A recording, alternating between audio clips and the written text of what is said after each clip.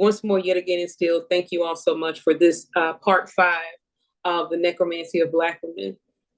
Today's topic will be "We Come in Her Name." Now, again, for all the participants here and those of you who will be watching the replay, this technically is the end of the essay, but because of some things that came across my desk, we will be doing a topic number 6 called "Being Fast," which will air, be uploaded, which we will conduct on September the 7th, and it will be uploaded by September the 8th.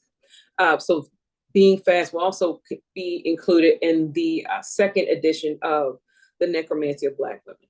And as I normally do, I'll read topic number 5, and then we will go ahead and discuss. We come in her name. Guard your heart, for this is the prize. Beloved Toni Morrison. Ancestors are closer than you think. The world hates us and copies us, dresses up as us only to spit in our faces, and yet we are not alone. Never have been. What I find most fascinating in this era of white-obsessed anti-Black woman culture is how vicious the world is to us, only to need our wit, heat, and fire to do what no one else seems to want to care. As with the Gospels and other books that comprise what we know as the Bible, it is understood that this work is noted to have been written under divine inspiration, the retelling of witnesses and firsthand accounts. This too is how Black women have survived. This is how we have defended one another, believed other Black women are our sisters, and have learned to protect one another. This is also how we have learned to leave record of our being, our mistakes, or suffering. Even if that be degrees, in spite of picking up second jobs to maintain, using wiles to make it do what need to be done, praying in showers or at altars, or pulling the pain out of their blood by ink. Black women don't ever cease to exist. As long as there's a Black woman who remembers her, as long as there's a Black woman who will remember her humanity, instead of prizing the level of trauma, dehumanization, neglect, and abuse she was forced to survive. We are the record. We work to heal wounds they left with us, on us, and even in us when they had no other tools of peace, but only weapons of war. We are making new legacy, living lives we have worked for, and yet remembering not to revere pain, but prize power, even if it is our own. When our names are invoked, when time ends here, don't forget us. Don't forget that we tried, we cried, and even lied saying, "I'm fine," when asked. Sometimes we lie to keep going, because who would believe us if not our own selves? Yet we are not in this thing by ourselves, and never will be. The blood signed our names too. Now in the second essay, this will be longer. That's topic 5, and then it goes into closing thoughts to live in spite of, which I'll probably take out and make topic number 5 longer. Audre Lorde said that self-preservation is a radical act, and I believe her now more than ever.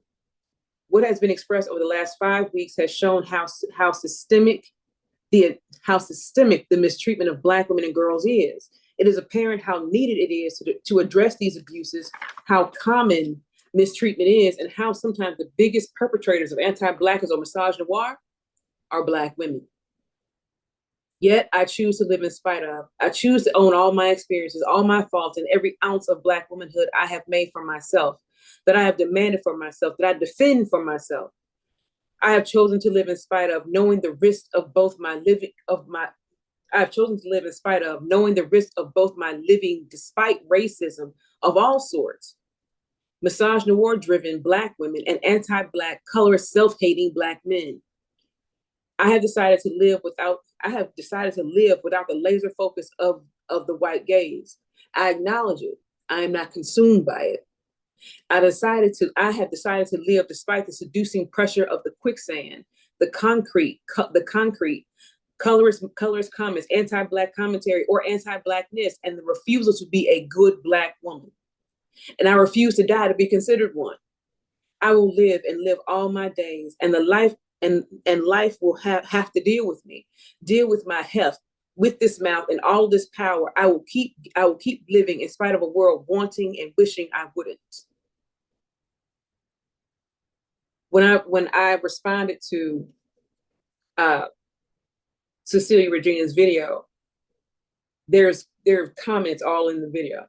And one of the comments is one of the reasons why I wrote Vengeance is the Body, because I was so over I was so over this sneaking ownership of people trying to police me as a Black woman, sent from a Black girl to a Black woman.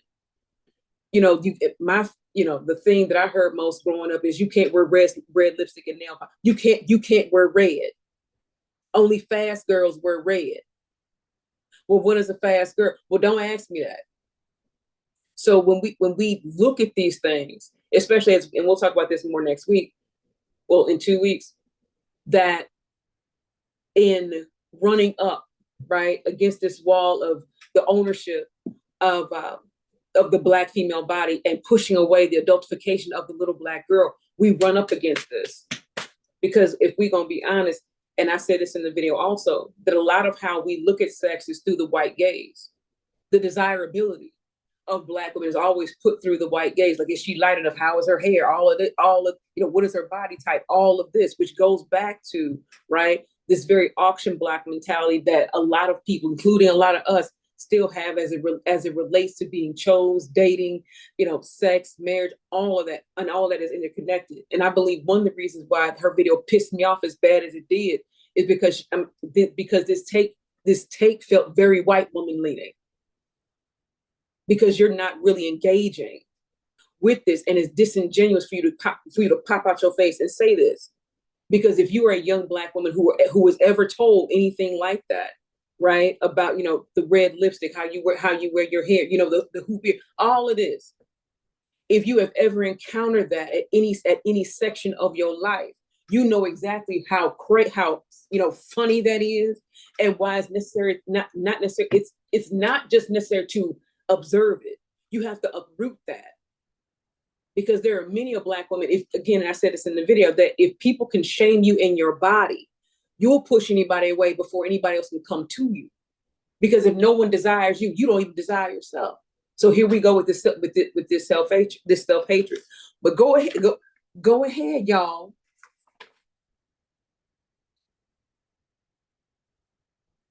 Q, you might as well go ahead and read what you type.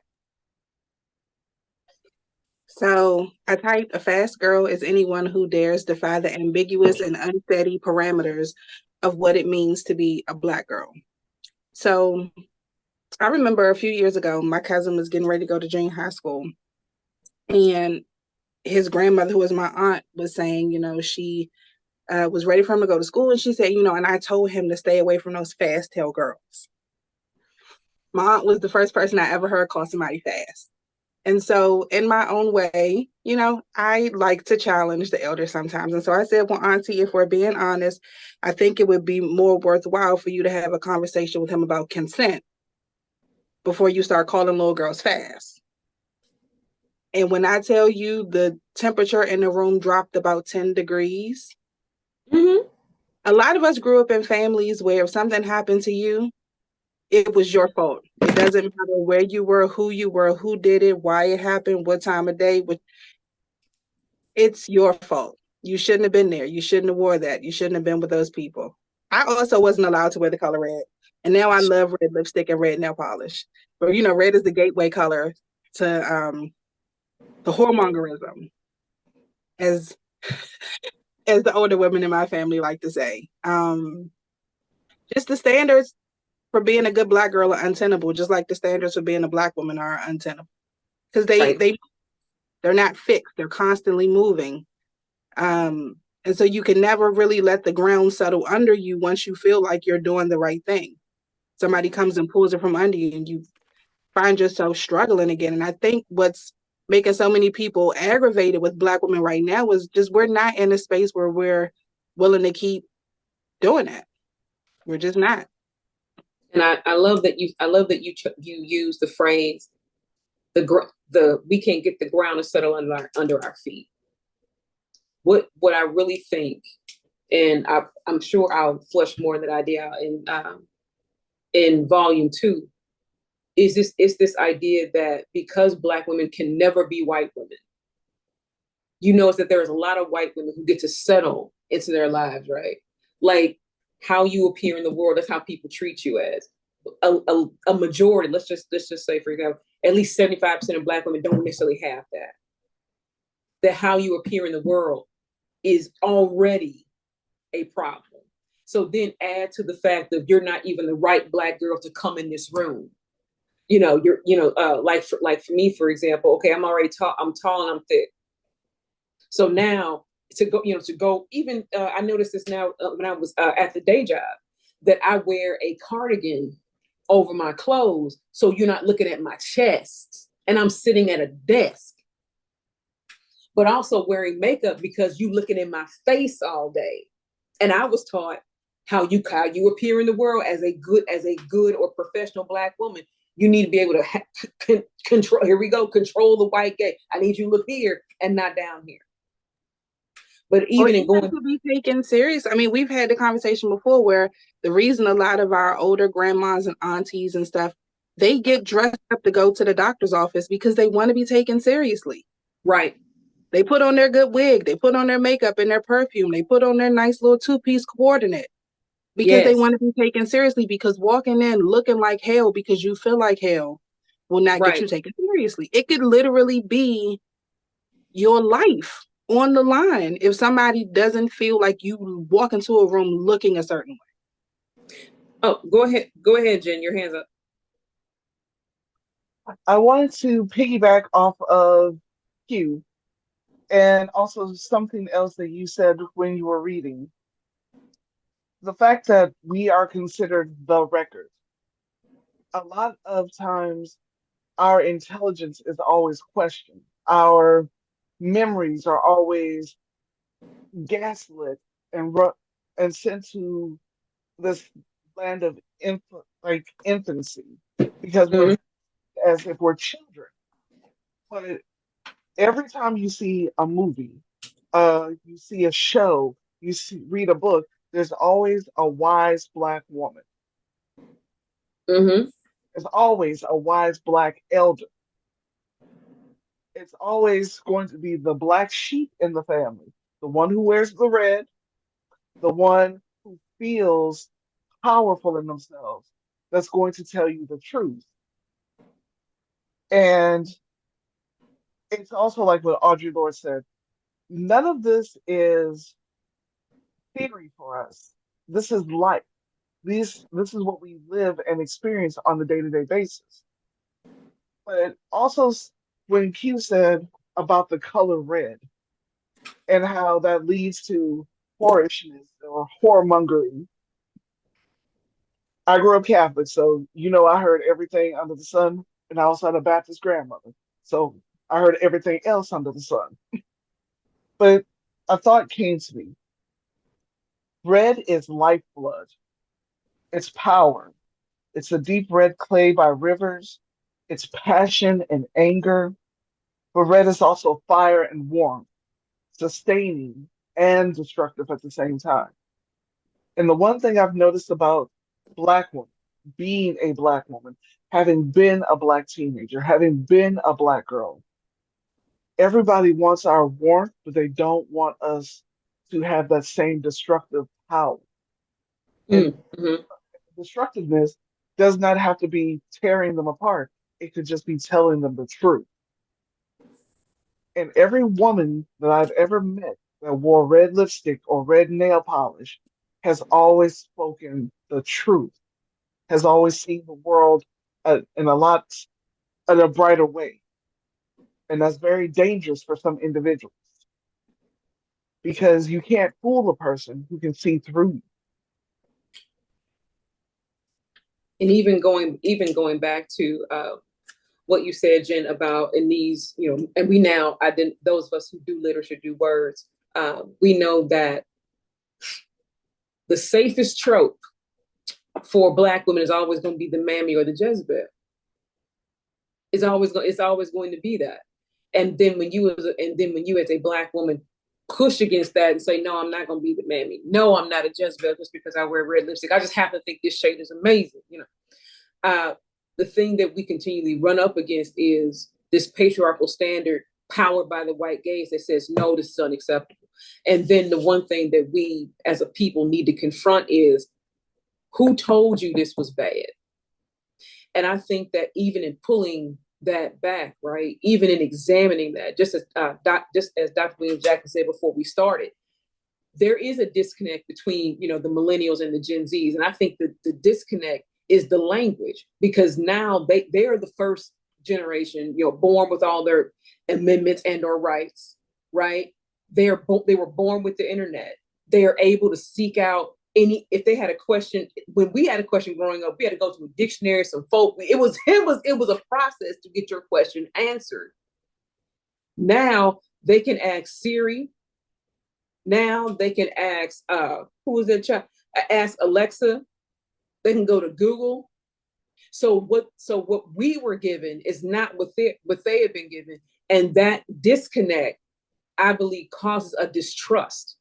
And I think that in order to bridge that, the language has to be able to shift. If that means that, for example, my group of misfits on my side of the world call me aunt.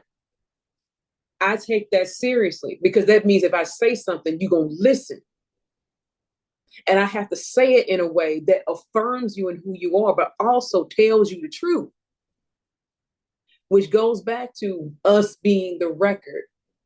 And even what we see now, and again, as this particular talk goes to be uploaded, we are less than 90 days out from a crucial election. And we see, for the cause of whiteness, these people will prop up a man who is clearly cognitively declining daily, because it's more important to believe white folks and make Black people shut up. Just like, the Palestinian protesters went to VP Kamala Harris's rally hollering about Palestine, but y'all ain't go over there to where the white folks was at. It's giving very much, we have to believe us, even if the world doesn't. Because the world will tell Black people daily that what your experiences don't matter. And not only do they not matter, they are not real. And that is one of the most, I think, one of the most diabolical trapdoors to racism. Because if I can make you doubt your own story, if I can make you believe that what you know to be true didn't happen, if I can make you believe that, then you can be complicit in anything else that I as a wielder of white supremacy will do. And I don't think that we as a people negotiate that enough. Again, who told you this was bad? Who told you that red lipstick was bad? Who told that Black girls are fat? Who told you that you didn't have the autonomy to tell somebody no? Who told you this? And then this shifting, right, that we see with, I'm an elder millennial. So is Q. My big sister Tamika is Gen X. So there is a disconnect between us and the younger generation. And then for us, we're trying to pull from our eldership, because we are now aging. We have questions that need to be answered. Look, can you help me with this, so I can continue to believe my experiences? And then there's eldership who won't talk to us. They won't talk to us because, as we've spoken about before, sometimes shame is the only weapon that they have. And so is fear. So if I can be a lock in your life and never tell you nothing, if I could be a lock in your life and never tell you nothing, never tell you how I got over, never tell you what happened to me, so you can then take that and run with it, to engage that and keep going. If I'm a lock in your life, but I want the respect of an open door, man. If I can be a lock in your life, but demand that you treat me with the respect of an open door, I think that therein lies the issue. Yes, Q. I'm a little worn down by this topic, so I don't necessarily even want to spend a whole lot of time on it, but I do want to point out there is something to me that is so insidious about the pushback to Black women's joy and excitement about voting for Vice President Kamala Harris. If you are someone who considers yourself to be an activist, a truth teller, somebody who fights for change, and in that same breath, you actively work to rob people of joy and excitement, you are lying to yourself. Black joy is revolutionary, and it has and will continue to be a vital part of every struggle for liberation. And the way that y'all want 7% of the population to be responsible for a genocide millions of miles away. We're excited to vote for her because we understand not only how revolutionary it would be to have a Black woman be president, first woman president to also be Black, but also because to some extent it gives us the stay of execution and some more time to really get Fix things this. down on our part. And then y'all want to steal that moment from us. That the anti-Blackness and the misogynoir within liberation spaces, just it makes my body, it just makes me itch all over. And not enough people who are not, even within Black spaces you see it though, because like in them super hotepi spaces is definitely there. Not Right. enough people want to unpack the ways that they hate Black women and feel like Black women don't deserve anything. And Right. also you think that you want to fight for somebody's freedom. How you gonna fight for my freedom if you don't fight for my joy? If you don't even like me, like How, what is even but happening how with can that? you have freedom and joy not be present? Joy and freedom cannot, they exist together. Right. How do you kill my joy under the guise of wanting me to be free? Ooh. And how do you kill my guys and demand that I continue to work for you to be free? Big sis Tamika. I just want to afro back off what Q said. At this point, we as Black women don't owe nobody a goddamn thing. All we got to do is stay Black and motherfucking die, to quote Aunt Jessie. It's true. It's the unmitigating gall of these Arabic women that they want us to sacrifice our freedoms, gains, and right to vote against our best interests. But what they're really saying is we're mad that a Black woman is going to get in position to make some real change. And we are not the ones that can do it. Hillary couldn't do it. A Black woman is finna do it if we do right. I mean, we're going to do right. But if the piece of ping that's in the bed next to you is going to do right, if that white coworker who we know probably is not going to do right. So Right. it's like, I don't know. My hair is red. They call me red because I'm defiant at all times. Because it's not my job to make you comfortable in your life. It's my job to call the bullshit out, and I do it real well. But even when you were talking about how we objectify and adultify young kids, it's to the point where Black girls are having periods at 8, and that is not normal. They're having breasts developing at 8. That is not normal. And then you're worried about your perverted brother, cousin, uncle, or flavor of the month looking at your daughter, and now your daughter is your competition. That's what I see as a pediatric NP. It's just a bunch of sickness, and it's just tragic. I don't know. I feel like a lot of Black women wants to be chosen, so they do what they need to do to muffle their spirit and die slowly each day just to be loved. But is that really love? If you have to change who you are to please somebody else, is that really love? Is that really self-worth, self-respect? Because at the end of the day, when you make changes, you should make changes for yourself. And then on the other hand, as a provider, I just don't understand the parents who have the daughter, 5-year-old daughters dressing like them with the booty pants on. You say that cute, that's not cute. We know there's perverts out there. But when I correct you on that, you get mad.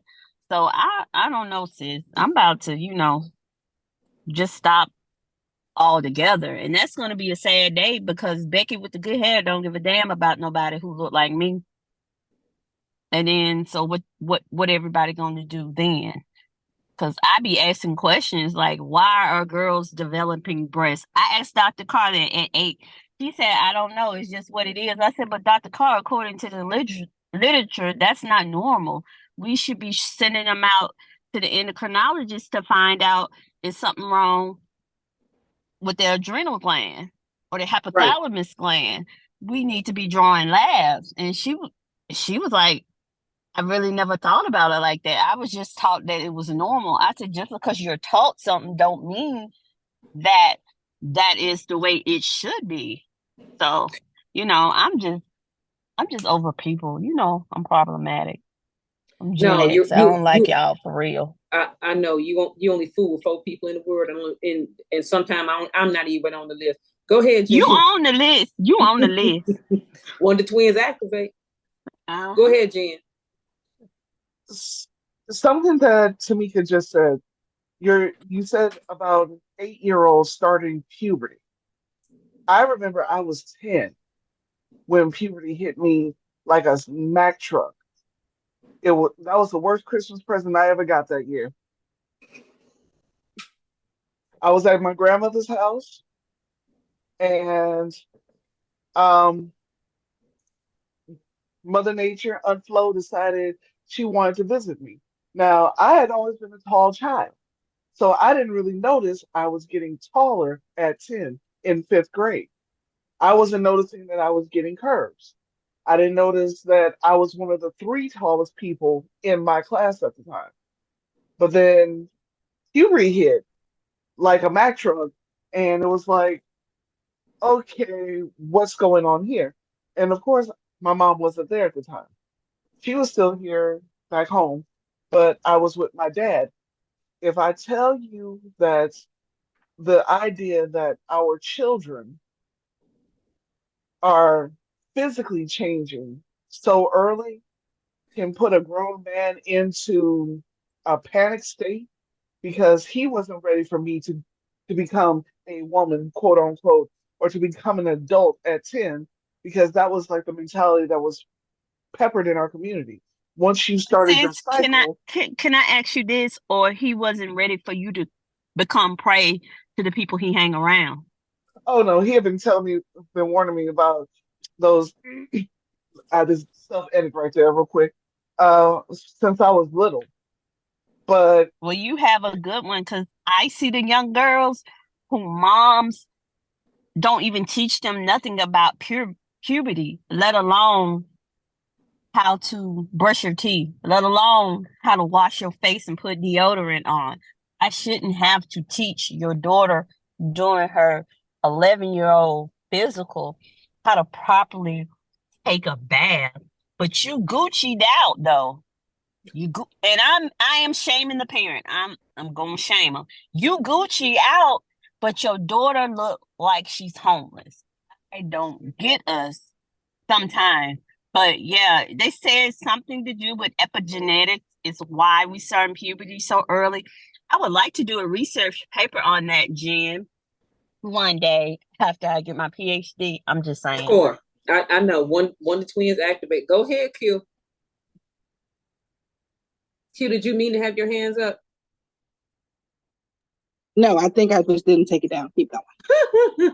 But no, I think this is an excellent point to bring this in. I don't know who said this when we did this first talk, sis, but language is a luxury. Sometimes language is a luxury. Sometimes we don't have what to say, and one of the reasons why I put this particular essay piece musing at the end of the essay, because I didn't want to end the essay on trauma.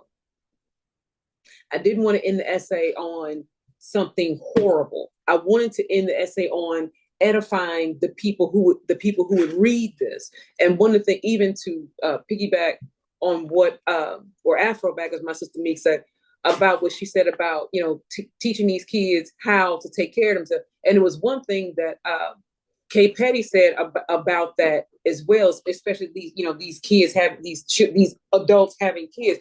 A lot of kids are born Some children, sadly, are born with a job, and a lot of people want babies, not children. A lot of people want to be able to have a little matching outfit, get the bassinet, get out, get everything together. You want the baby to stay between let's just say 3 months and 12 months. Because I think a lot of people get, especially girls. I think if the mother has some issues with her own mama, issues with her own self, if she has a daughter, she gonna hate her. And I think that even to bring in healthcare with this, that a lot of these things, I think, are powered not just by epigenetics, but powered by environmental stressors. We know that a lot of milk has growth hormone in it. That may be a factor. That may be also contribute to the fact where a lot of African American people are lactose intolerant.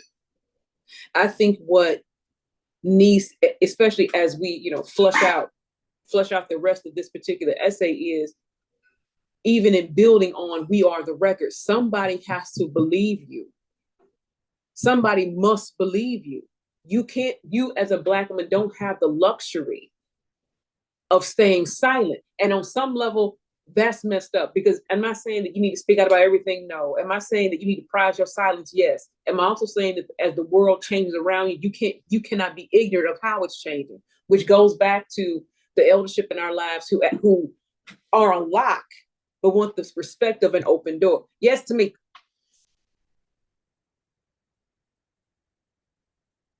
Sis, did you mean to have your hand up? Yes, I just wanted to say that I'm glad you're having this conversation today, because of your good friend, Dr. Jackie, almost killed me 5 years ago today, right? Right. I was in full-blown preeclampsia with severe features, headache, blood pressure 176 over 100, fighting for my life, windmilling. But I tried to set myself up for success with this Black woman, but I advocated for myself, but I wasn't listened to. Had several master's degree at the time, still wasn't listened to. So it's more than having somebody listen to you. You need to tell your story, and don't let nobody silence you, because what you went through is what you went through. And can't nobody rebuke that, dispute it, or anything like that. Because if you would have told me in 2019 I was about to have a whole stroke and a preemie, baby, I would just look at you like you were just the stupidest thing of all time, because I truly believe that this Black woman had my best interest in mind, because she was a Black doctor. But I never did the due diligence to look. This Black woman never had a child. So maybe she's envious of these lower end class women who coming into her office, popping all these kids out, having all these abortions, and she felt a type of way. Maybe she felt the type of way that I was 40 having a baby, and here she is 60, ain't never had one. So I'm just, I still hate her to this day. But yes, it's important for you to start telling your daughter that she can come to you and your son and tell you anything. Because kids are out here touching kids. Ask me how I know. And even to piggyback on not even piggyback, to pull further at what Meek just said is, and I just wrote this quick note down, the skin folk versus kinfolk. Is this powered by classism? Because I've seen all over the clock app, and have heard this in my own life, that if you somewhere and some crazy breakout, look for the Black woman, because either she'll know what's going on or know how to help you. And again, it was through Meek's conversation as to why for the second edition that medical racism will be included in this. And I completely thank my sister for her transparency and feeling safe enough to tell her story here. And her saying that being able to cultivate the safe, which goes back to what Angeline was saying about that disconnect that she's seeing from the younger generation, from the younger generation, the older generation, and even us in betweens, right? That and I said before, some of these kids are able to get on the internet, get online, go to an app and get a question answered. Whereas when we were little, it was a whole process to get a question answered, and you still might not get all your question answered. And I want to present to the panel this skin folk versus kinfolk argument, especially as it relates to "We Come in Her Name." Now, again, using Tamika's story, and again, y'all, for those of you on the replay, you're gonna have to catch. I want to say part 2, where Tamika was in that particular talk, and she explained more in depth. So I would encourage you to do that. But in pulling at Tamika's story, we see that she told the physician who looked like her, "This is what's going on. Something is wrong." Now, if we say that we need to believe Black women, my bass drum kick, and I have no idea if this will ever get to Dr. Jackie, but I pray one day it will, because she needs to be told about herself. If your patient who looks like you told you this, and you are so white-faced that you didn't believe her, that sets that. A lot of these Black physicians who are white-facing that way, do you understand what you are about to unleash in these people's lives? Now, not everybody is as quote unquote versed in medical terminology, but I know my body enough to say that if something is wrong with me, I need you to believe me. Go ahead, sis. But sis, what I was just gonna say what you were saying. I was a whole ass L&D nurse, and I'm telling you clinically what my symptoms are. But you didn't believe my symptoms from your Black L&D nurse who helped you deliver kids at Northside. But you went by what this melanin deficient heifer thought it was. Just because I'm Black don't mean I got hypertension. I mean, it just had to be pregnancy-induced hypertension. I was like, ma'am, we got renal involved. I have +4 edema. This is preeclampsia. It's textbook. My BP jumped 30 points. I'm going to have a stroke. And to anybody who's ever had the experience of not being listened to and you come 2 inches from death, I apologize. I apologize for every ignorant doctor and nurse, because that is not a good feeling. I should not have to pray the whole night not to have a stroke when they could have took me back and had an emergency C-section. I mean, the trauma with that was just dramatic. But no, Jackie chooses to listen to white people over Black people. Period. I'm just telling you, it's she just don't value Black women, but she value making money off Black women. And I'm finna go back in the background. So it's all right, sis. I made lemonade with the powdered sugar, just like you like it, with the ice cubes in it, with the frost on the glass. We gonna make it. We gonna make it together. And one of the notes I have here from the initial talk is have the bravery to not be romanticized. That, I think that's a word in and of itself. And then the other note I have here is, who is your mother? Again, the compounded trauma, the word curses, which is why it's essential, just as you all were saying, to cultivate that space where your children can come to you, and your first reaction isn't, "I'm gonna get it," whatever violence ensues. Sometimes you have to have the liquidity of thought to say, you know what, this is my child, but not my property. And I think that a lot of us as Black folk don't want to let that part go. Because again, powered by whiteness and white supremacy, we know what will happen if the Black kids get out of control. And what needs to happen is, I came to this realization a couple of years ago. I understand that I'm a hero in some people's story and a villain in others. So even in that, I understand that my legacy is going to be complicated depending on who you ask. But it's the reason why you're even asking these people, because the people who have villainized me sometimes was I outrageous completely, child, completely outrageous. But sometimes I was outrageous with cause. And because of my outrageousness or my outrageous behavior with cause, because you're not gonna disrespect me, you're not gonna do me bad, you're not gonna abuse me, you're not gonna play in my face, you're not gonna play with my life. And because I wouldn't allow you the freedom to turn my life up, now I'm a villain. Now, see, can we talk about that for Black women? Just like Q said about Black joy being resistance, because it completely is. It completely is.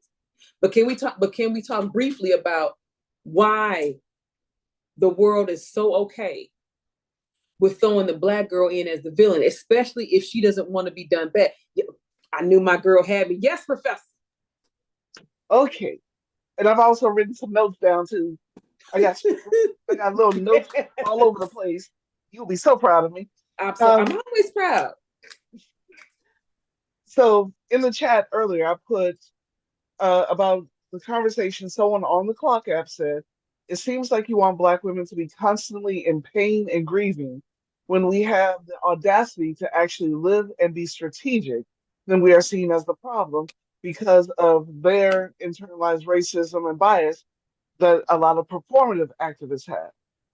Now, going back to the concept of the good Black woman, the right type of Black woman, from the time that we are children, we are told we are supposed to be good girls or a good woman, right? Mm-hmm.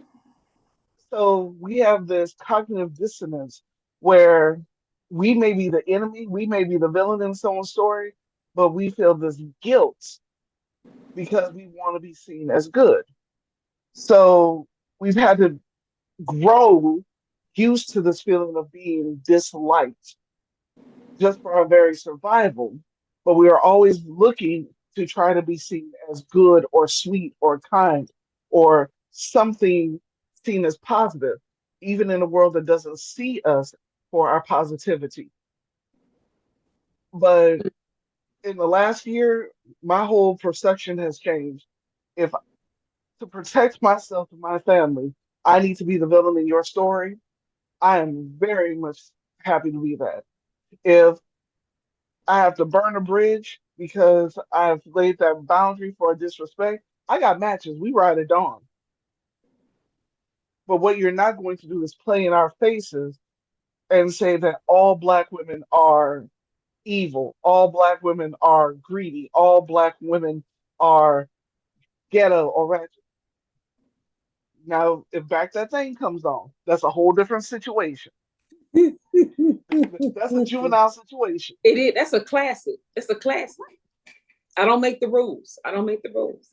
It's like all the degrees fly out the window when juvenile comes on. Uh-huh.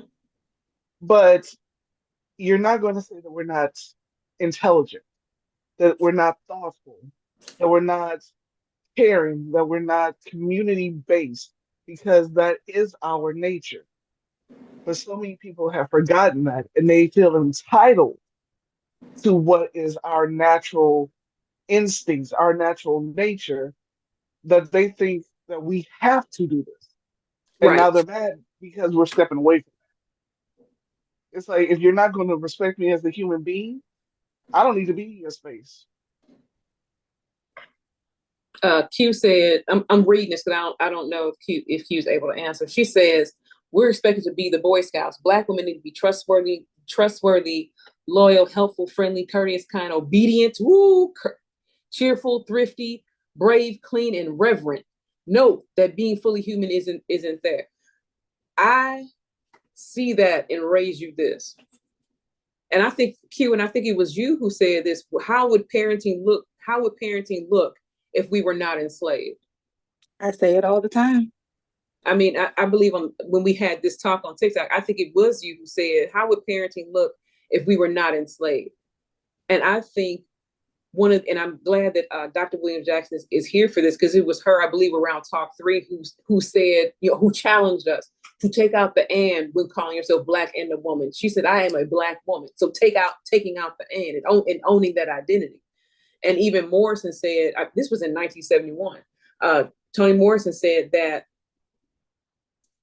the Black woman has not been given this, you know, the safety to be Black, or the comfort of being a woman. She has had to create her own identity to move in the world. And I think in creating that identity, what we have consistently bucked up against in every aspect of life is being the good Black woman. Because the good Black woman, it's almost as if, it's not even almost, it is. We have been fighting this enslaved woman trope for 200 years. Because the enslaved woman was what? Here we go back to being the mammy. She's supposed to be trustworthy, loyal, helpful, friendly, courteous, kind, obedient, cheerful, thrifty, brave, clean, and reverent. So all these aspects are, it would seem as if when white supremacy makes Black people white facing, it doesn't give the complexity. It refuses to give the complexity of humanity that Black women have, that everybody on planet Earth has. We have been up against. You know what? It's reminiscent of the short story, The Yellow Wallpaper. Now, because I'm a huge lit nerd, I had heard that short story, and I've recently come across it through the YouTube channel Books and Cats. Shouts to Dr. Rosie Wickham. And in that particular story, there's this nameless narrator who we assume to be a white woman, and she's ill, and her husband's supposed to be a doctor, and he takes her to this place, this place in the country, and it has this very ugly yellow wallpaper, and we never find out what's really wrong with her. We don't, like, she writes, but, you know, she said her husband John hates for her to write a word and things like that. And she becomes obsessed with this wallpaper to the point that she begins to hallucinate. She says that there's a woman in the wallpaper, and she starts seeing this woman like wander around outside, and John doesn't let her out. John doesn't let her outside. So then she begins to, you know, as she's staring at this wallpaper, because she doesn't sleep well, and she sees the woman creeping.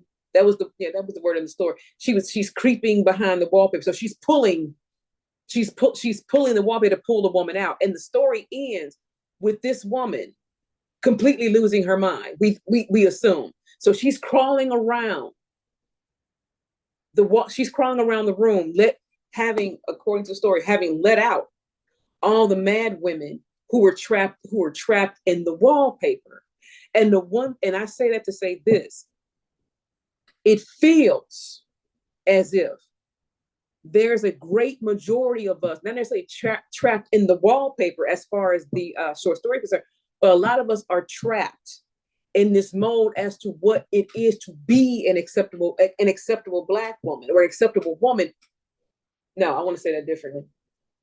It feels as if that we are not necessarily in the wallpaper, but what we are in, again, in this concrete that we talked about it in topic number 3, because we are steadily pushing to be let out of this, because this is not who I am. Neither can I allow this to be who I'm going to become, because everything here that Q listed is tied to service. everything here is tied to service and other people.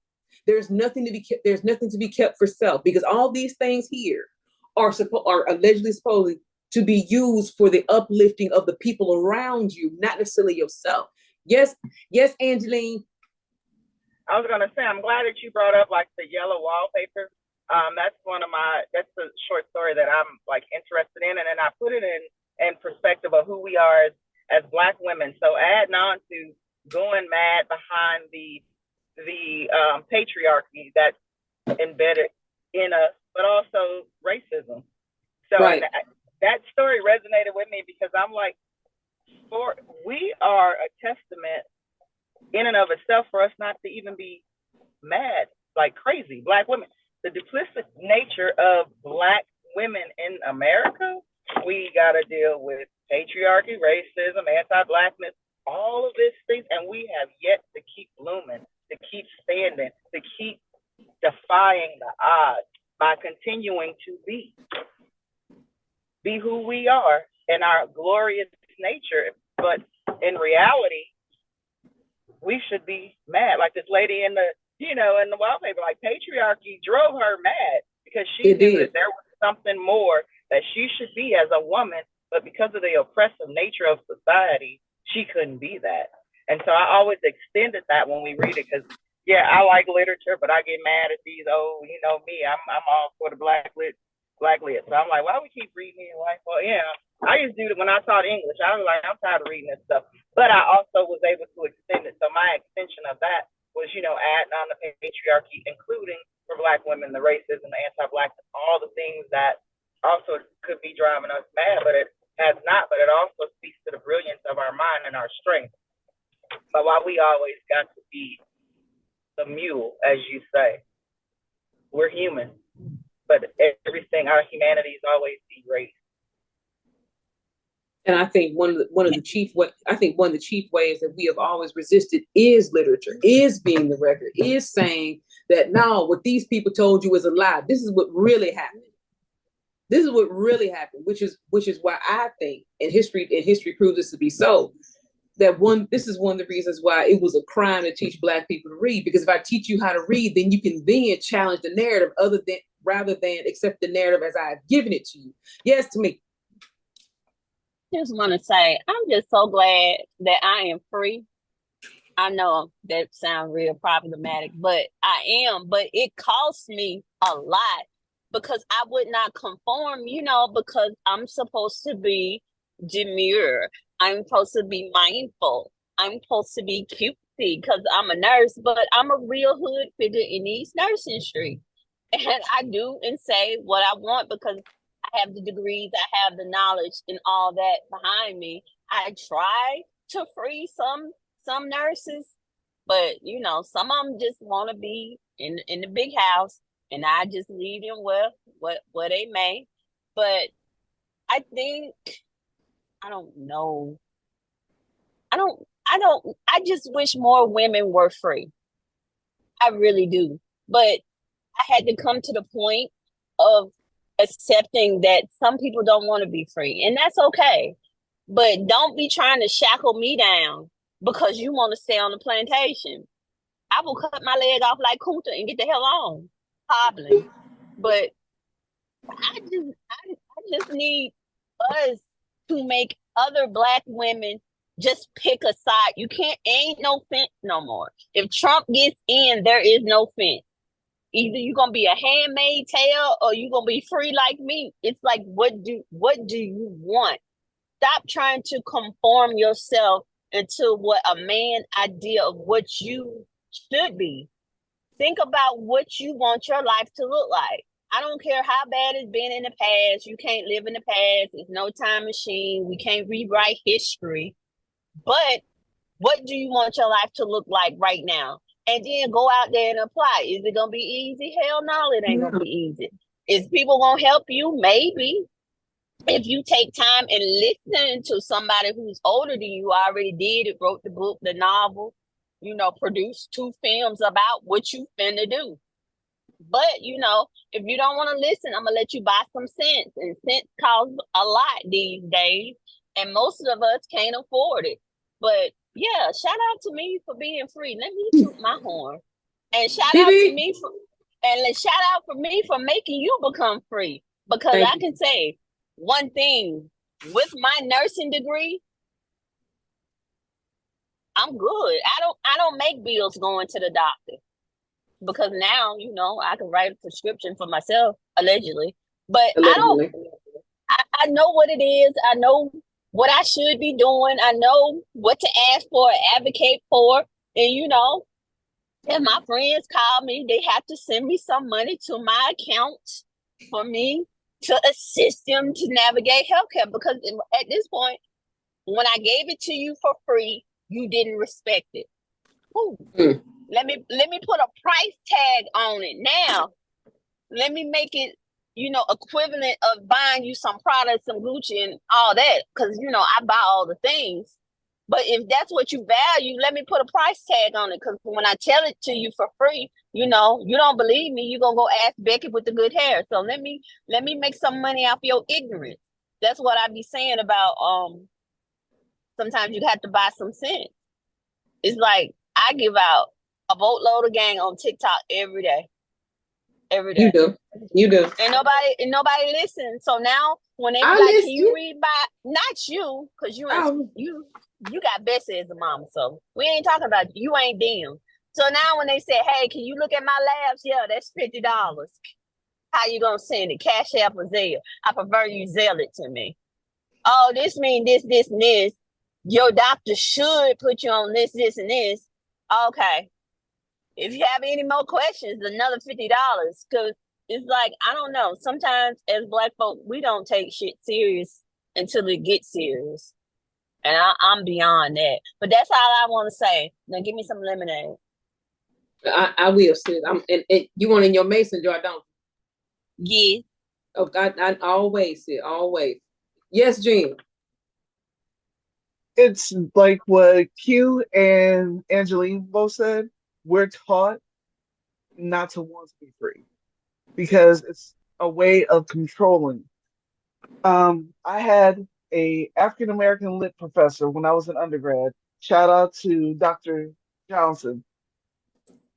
And she said everything with white supremacy is pimping 101. You take the Ooh, mind, ooh. Say it you again. take the Yes, mind. say it again. Say it again. Say it again. Everything with white supremacy is pimping 101. You take the mind and you control the body. Because if you get a person to think that they have no worth, that they really don't want to be free, they're going to constantly and in a cycle keep themselves enslaved, and they're going to keep pressuring their children and their grandchildren and their community to stay enslaved. So the greatest trick ever played on Black Americans, foundational Black Americans, descendants, African descendants of slavery, was making us fearful of being free. And a lot of our elders don't know how to deal with free Black women and free Black children. Those who know who they are, those who want to succeed in life, those who have goals that are outside of their communities, their neighborhoods, their little bitty towns. They don't know how to handle that. And then we become uppity. We become the ones that are the black sheep. Well, sis, let me be up because I was free. I was always been free. Let me talk like my aunt Jess. I was always been free because she told me I was gonna make it because she couldn't make it, and it was just no option. So I agree with you that some people don't want to be free, but again, if Trump get in, okay, that's all. That's all. I'm going back. I'm going back. I already know who I'm voting for, and I wish somebody would tell me who not to vote for. I Right. wish. That's when And the then, Generation X in me will come out. girl, and then even pulling back from the essay, uh, this is how we have learned how we have this is how we have learned to leave record of our being, our mistakes, or suffering, even if that be degrees in spite of, picking up second jobs to maintain, using wiles to make it do what need to be done, praying in showers or at altars, or pulling the pain out of their blood by ink. Black women don't ever cease to exist. As long as there is a Black woman who remembers her, as long as there is a Black woman who will remember her humanity, instead of prizing the level of trauma, dehumanization, neglect, and abuse she was forced to survive. And even in what Tamika just said, I am free, and she even said it's a cost to be free. And even what you just said, Professor Julian, about everything of white supremacy is pimping one on one, and it is. And then even pulling in what Q said about what would our parenting look like if we were not enslaved? What would it look like to have had the freedom to give our children that freedom to tell them and be quite clear that you can become anything, that you can do anything, be anything, and be anybody. If we pull at and pull off this captivity powered raising, how would our children respond? How would our children respond to us? How even in the dynamic of Black mothers and Black daughters, how would that dynamic improve? But I remember even talking to my mother. You know, we actually got into some heated argument. I said, "Mama, nothing is wrong with me." I had my mother, who I revere, respect with the world. I said, nothing is wrong with me.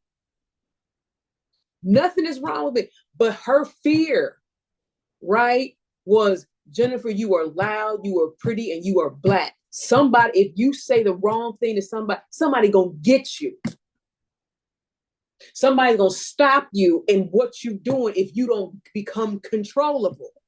But that was her reality. Right. That was her reality. That was my Right. mom reality. But Gladys didn't do right because she was a part of the 72 Jackson State ride. So again, I had no choice but to be free. And her daddy, Plum, you know, I'm from Alabama. We country now. Plum, Roll Tide. Rolling, we rolling. Okay, we rolling on this highway. Yes. Plum feared no white person, no peckerwood, no redneck, no Caucasus mountain dweller, no caveman, no wet dog smelling fool. And I inherited that from him and her, along with my daddy's pew pew play. I fear no white person. Why am I fear somebody who is substandard compared to me?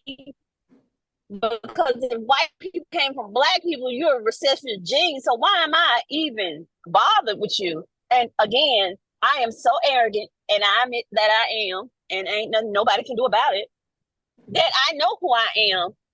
Always have been. My kids know who they are. Always will be. But I made it clear, to be free, you're not going to have as much money as you could have with your shiny shoes on. And if you're okay with that, I'm okay with that. I have a son who went to Howard. He is the light brightest baby of mine, but he's the blackest one of all of us. He teaches at a freedom school for $35,000. Is that a lot of money? No, but he's free, and he's freeing the minds of the babies. But I get what you're saying about Jesse, because even Gladys said, girl, you kind of out there. I was like, Mama, you threw rocks at the Mississippi State Police. You cannot tell me nothing, okay? You can't say nothing. You were throwing bricks at white people, the KKK clan. You can't say nothing. But yeah, it cost me, and I would gladly pay it for somebody else who wants to be free. But unfortunately, people like them shiny shoes, and I just let them tap on down the road. I think that, and again, Tamika tagged me in this video by Sage X the God on TikTok, the dude that do all the drawings and whatnot. And he did a video in his car about, he said that a lot of Black people tell other Black people that, you know, you're embarrassing your ancestors. He said, no, they're not. Or doing your ancestors a disservice. He said, no, they're not. As a matter of fact, he said, no, the fuck they don't. No, the fuck they don't. He said, DNA is just information. He said in the video that, you know, if you sit and think about it, why do I go for my people like that? Why am I like this? He's like, that's in your bloodline. That's in you. And he said these people that, you know, he used the added, you know, the shiny shoe, the tapping the floor, tap dance for white folk. He said that's in them to do, because DNA is just information. It's just information. And then again, as Tamika just said, you have to tell we come in her name. You have to tell your children who they are before Pimpin' 101 is activated. Before Pimpin' 101 is activated. You got to tell you, especially, and Q said, all Black girls want to know it. All Black girls want is to know we can fly. That's it. Morrison said, if you surrender to the air, you can ride it. But if you don't know that, which goes back to, again, this secret advocacy, if you will, of literature, which is why I think traditional publishing is so fraught with racism, because traditional publishing only desires to see Black people in this light, again, being very small and very controllable. And I love what Tamika said. She goes, I am free, but it came at a cost. And here we go again, right? Pimping 101 versus versus epigenetics. Because I understand that there is a portion of what I want to do that I even do it now, that forces me to confront who I'm going to become. Because it would be easy to be like, you know what, let me not wear these braids, let me not be let me tone this down and go in these places and aspire to nothing. I think that is the Novocaine by which has crippled us as a people, because the Novocaine says if I just do this, no pain will happen to me. And I don't want to be uncomfortable. I don't want my children to suffer. I don't want any of that. And I put suffer in quotation marks because some of these people take these children and they move them to these echelons that, yes, the schools are great. Yes, the resources, everybody grass is cut, the school is big, they got accurate books, but the kids are treated like shit. That their blackness is hewn out of them. We see them all over the internet. And don't let the child be biracial on top of that with a suspicious white mother. So now here we go again, pimping 101 versus epigenetics. And I'm so glad that Angeline is on here for this, because there's some things that she told me that she expressed to me that she confronted while going through K through 12. And she's like, had I just had some more Black teachers in this incredibly white environment, this would have been a little better for me. And what we gonna have to consistently confront as Black folk is, what is it gonna cost you to be free? Because even Angeline said, when we were talking about grad school, for myself, she said, you're gonna have to know who you are before you even get this degree. She goes, you can have this doctorate, but if your identity is based in you having this doctorate, you ain't gonna make it. She said, you have to know who you are before you get these letters. Yes, to me. I just want to say, I do agree. You're going to have your stiff wig life on in nursing school, because we know these mayonnaise committees run the nursing schools until I can get one. I might do it. Probably won't. But what I was saying, back to what you're saying about the doc who wish that she had Black teachers. I had Black teachers like second, third, and sixth grade. Baby, I knew I had to straighten up. But what I wanted to say is, my daughter is a Black teacher, both of them, and my son is a Black teacher. It's a beautiful thing. So to be a Black boy and see a Black man as your teacher, because you're going to always, more than likely, have a Black female teacher, but we do need more Black men teachers. That is very mindful. But yeah, I did move my son from Alabama because Alabama ain't shit, and I did not want him to be somebody's girlfriend in prison. So I moved him to Cobb County, but his mama was a whole hood figure, and she had, education behind it, and his daddy was a hood figure too. So he was Black. He knew he was Black all day, every day. But yeah. But for me, you need to start educating your kids on who they are from the time they're out until they get into college. Yes. I mean, kindergarten. Because once they're in kindergarten and they with these weak-minded white women who don't know how to handle these energetic Black kids. Come on. Now your child is just so disruptive. ADHD, ADD. Behavior problems. No, you just don't know how to deal with Black kids. They have energy. We don't dope our kids up like y'all do. Dope them up with Benadryl and send them to school. And that's not allegedly. This is what some of the parents tell me. So you have to have your kids to have some type of structure. You just can't be a TikTok parent and take pictures and post it on Facebook. You need to teach these kids how to read, how to write, know their names. It's a certain criteria they have to get into kindergarten. They're just not going to put your kid in kindergarten. They will hold your kid back. But it's difficult for me because I see it as a clinician. And I see it as a nurse. I see the little kindergartner who don't know their name, but they can twerk. but they mama can't even read the discharge instruction and they forever at the ED. I see it both ways because it goes hand in hand. But at a certain point, the generation, what my son is, he's Generation Z. That's what he is. Yeah. At a certain point, they're going to have to understand, yes, you have technology, but don't mean you have common sense. Right. And sometimes we just gonna tell you the way we want to tell you. We don't have to make it palatable for you to get the information.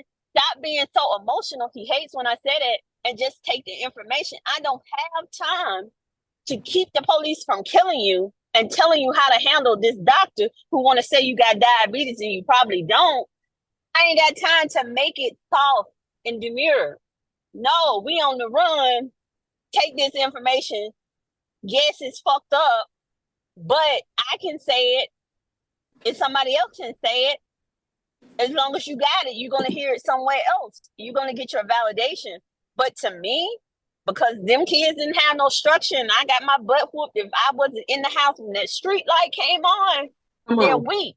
We made them, well, we, my generation, made them, my son generation, weak because we thought we had arrived when we went to school with white kids. Integration, we thought we made it. Black folks as a collective. No, we didn't. We should never had settled, I'm gonna be problematic, for integration. We should have settled for civil rights, financial freedom from these white people. We should have did that then, but black men wanted sexual access to white women and just made it okay to go to school with their racist kids. But that's just me being too black on Josephine Baker Saturday. I'm going back to the back now. I know. It's some more ice in that city. It's some more lemonade. I know it is. I made some more. And I was go ahead. I was going to piggyback on that, where I always would say integration was not the best thing that happened to us. I always go with that premise because it's problematic. But piggybacking too on, representation, I always challenge people. Representation is not really the end all be all, right? I needed black teachers, but I needed black teachers who were free. Ooh. So when I was writing my dissertation, I literally got a cease and desist from some problematic districts that you know about, because those are black districts with black teachers with from the top to the bottom that look like the kids that's sitting in them seats, but they are churning out white supremacy and anti-blackness. So I challenge them. I don't want you just in front of my classroom because you're black.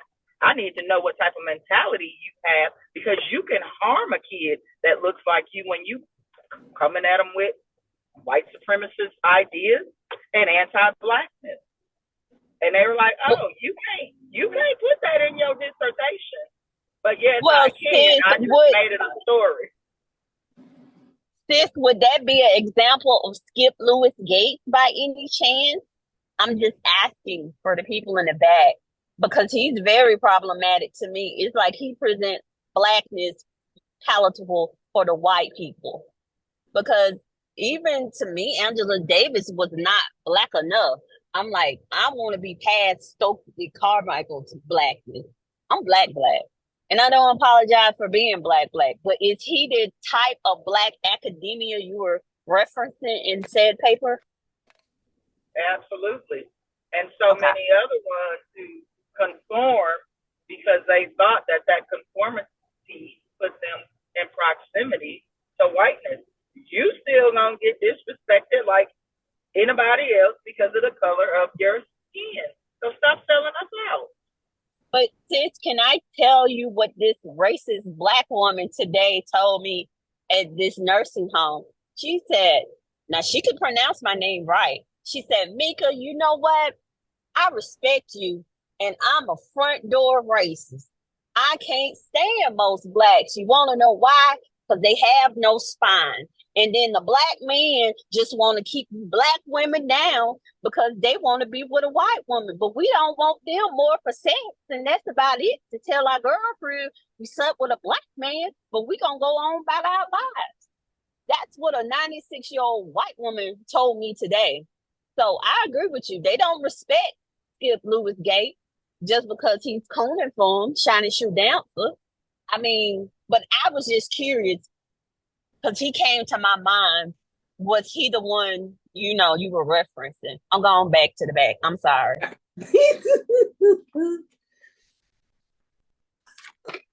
Well, let me be further. Let me be further problematic.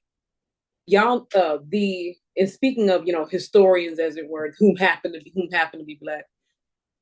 Two of the most notable, quote unquote, are W.E.B. Du Bois and Skip Gates, right?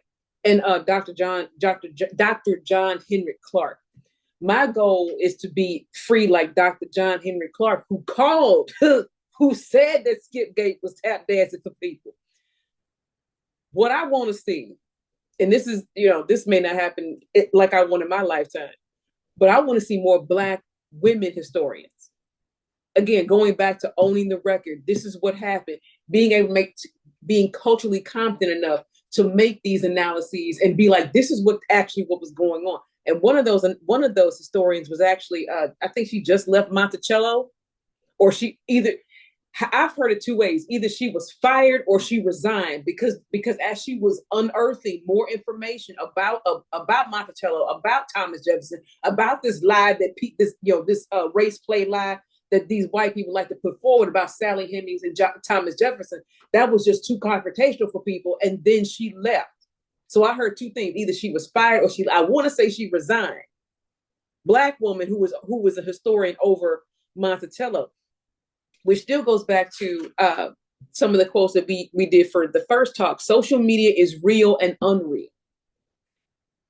You can put your life on these apps and only you know if it's true or not. And then again, going back to putting Blackness into your children, letting them know who they are, and letting them know that they're free.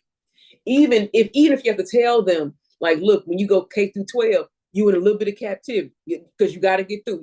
You in a little bit of captivity, but once you get through, understand that you will have the tools given by me, or your tribe, your village, or whoever, to confront these systems of anti-Blackness, to confront it wherever you see it. Because we can't have you again. And Julian Bond said that it is a violence to have a child in a K through 12 system and only give them really six years of education. Yes, Tamika. I ain't want nothing, sis. I'm driving. I couldn't raise my hand, but again, y'all should look into freedom schools. I'm in Atlanta. My son teaches one. I pay $1,000 for his brother to go, and then I pay $1,000 for two other kids. So, but again, like, what do we value as Black mothers, Black women? What is most important to us? Is it the labels or is it your kids? I'm just asking because my kids have to interact with your kids. So if my kids are free and your kids are knuckle draggers, that's going to be a problem. Because where I'm going, everybody can't go, nor do I want to take everybody. Sometimes the trash just need to be taken out. I'm gone. I'm I know. Driving. I know. Be safe. That 10 and 2, see 10 and 2. And even to pull at what Tamika just said, again, referencing the essay, we are making new legacy, living lives we have worked for, and yet remembering not to revere pain, but prize power, even if it is our own. And I think that what Tamika brings up is a very tenuous issue, because we know as isolating as social media has made us, there is still the need for the village. And as problematic as TikTok is, it is now the village. it is now the village. And again, the irony is the people on this panel have come by this way because of social media. Who have engaged with this have come from social media. Again, one of them is one of Earth's mightiest heroes, Miss Cookie Ann. Because when I read topic 4 and we were on TikTok, she ripped everything down. I just threw my notes but that's what is needed and necessary. There has to be an integration of the village again, because again, I'm fond of saying no mother works alone. You can't do this job by yourself. You may be quote unquote a single parent, but at the same time, who is with you? Do you have people, to speak in your life? Do you have ambition, desire, and people, and the ability, as what I'm gonna call, to take the bitter pill, to be told that I don't have time right now to make this sweet for you. You need to just listen to me, which goes to this trust and building these spaces that you can talk to your kids on some real shit. I've told my daughters that I'm like, look, right now, I just need you to, I need you to have enough faith in your mama and what I am building with you to trust when I say something, that's exactly what I mean, exactly what I said. And I need you to do exactly what I say do. But those things come from you cultivating these spaces and you being mature enough and stable enough to raise children.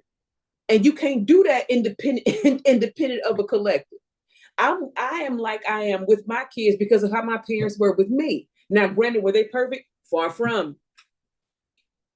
But they gave enough to me that I knew if I was going to have Black children, that was going to demand that I develop a whole other set of skills and strategies by which to protect them and arm them at the same time. That if I say no, that's what that means. If I need you in the house for the street light come on, that's what that means.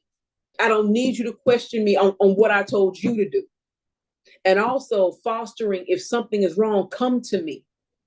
Because if we're gonna be honest, it's a whole lot of us who have found safety in anti-Blackness and found safety in pimping one-on-one because we've seen it quote unquote work for other people. We've seen what it looks like when you tap dance and do all of this stuff. Then everything is seeming to be given to you, rather than, and even in that's a form of bondage because you can't even be who you really are because you bound to this. You are bound and determined by antics, and a lot of us don't want to confront that, which still goes back to this idea of what it means to quote unquote be a good Black woman. And there is no such thing. And the more that I say that, what I've noticed is the angrier people get. Like the right type of Black woman doesn't exist. But that's wrong, Jay. How? Well, show me what a good Black woman is. Now, even in using, this rough example, right? Like with everything that happened with Meg Thee Stallion. It was all kind of Black women saying she deserved it. She was dealing with that man, free Tory. And yet this young Black woman, and it hurts me so bad that when I found out that she had nobody, you lost your mom, because she had lost her dad. She had just recently lost her mother, lost her grandmother, lost her grandmother. You going through something that no woman, especially no Black woman, should be going through by herself. And you had to show up every day. And now she everything but a child of the Most High. And now looking at VP Kamala Harris. Well, she was dealing with Willie. She slept away to the top. Why would you even say that? So it's impossible to meet this standard. This Black woman, now both of them are college educated. One is quote unquote more ratchet. Now both of them went to HBCUs. But this Black woman over here, because she's more visible and she dealt with a man who was in power, allegedly, supposedly, she could not. What patriarchy and white supremacy will not let you honor the fact that this woman built her career by herself. Some man she had to give a man something to get to have her be successful, and don't nobody want to challenge that. But then when Black women like myself say, oh, that's real anti-Black, why would you even say that? Sis, I don't know why you upset. No, I don't know why y'all consistently put Black women in other people's beds to prove their successes. I don't know why y'all do that. Just because your grandma was out here busting open for rent. That's why, sis, because they busting it open and they still don't get the rent paid. They still getting dropped off at work, and he got his car going to sleep with with his baby mama in your Come bed on. while you going out here working 2 jobs. Come on. You're a good CNA, but you really supposed to be a RN, but you listen to him sell Come you on. hood dreams, and he's Well, still flipping your income tax check in 2024, and you still getting your car repo because you argued he took the car to go be with his baby mama. well, Some of us Black women are very problematic, not like me, no, like them, like problematic. And I think a lot of that was because of jealousy. It's okay for a white woman to sleep her way at the top. Y'all don't say nothing, but let Kamala do it. Kamala, however you want to disrespect her name, because you can pronounce it, because she did, and now she's gonna be the president. You got a problem with you, but coochie popping, and you can't even get $40. I mean, come on, let's be so for real. And yeah, Meg the Stallion got shot, but baby, your baby daddy be beating you every other day. So just because you didn't want to get him hammed up so he can go trap a little bit, woo, stop projecting your failures onto other Black women. That's a no-no in 2024. If you come around me and you're problematic, not in a good way like myself, but a bad way, like detrimental to the culture, I'm going to call you out. You're not going to find no type of shelter or safety with me, because my issue with the Black community is we don't call a thing a thing. Come on. We don't call a thing a thing. We do not say, hey, Jen, your slip is showing. What you said was mad problematic. I'm going to make you take that video down. And this is why. And then you have to be woman enough to say, yeah, me, I was wrong, but I was in my feelings. And then I'm going to be like, it's okay if you're in your feelings, but I need you to think about what you're going to post. Right. But we don't do that. We want to uphold the ratchetness. It's death to ratchetness. You can be ratchet all you want to, but it's a time and a place for everything, even when you're interviewing in shorts. If we can just keep it real, why in the hell are you going to put some shorts on and go to an interview? You know better. And then I'm just Gen X. I mean, yeah, Generation X. You know better. Just because you want to do something don't mean the rules apply to you like that. We know that because you're Black. It might fly with Becky, but at the end of the day, you're Black. And until we can change some things, you're going to have to play the cards how it was given. Is it fair? No, it's not fair. I have these type of conversations with my daughter. Is it right? They look at your body and just assume you're a hoochie and all that? No, but it is what it is. At the same time, you should be able to wear what you want to, Aisha. You should be able to wear your clap shorts and your sports bra outside. You can do it, but know what type of attention comes along with that. It's consequences to everything we do. And until we have more people calling bullshit out, which I do, and I enjoy it, we are never going to get anywhere as Black women. It starts and stops with us. You have to pick a side. Are you going to push us forward, or are you going to continue to hold us back? Now, I'm through with the word. Okay. I know. You sipping your lemonade. I always thank you for your fire, sis. You always keep the ribs tender because the fire be hot. I thank God for your presence daily. And even Q said, women never sleep their way to the top. Men withhold promotion and advancements for sex.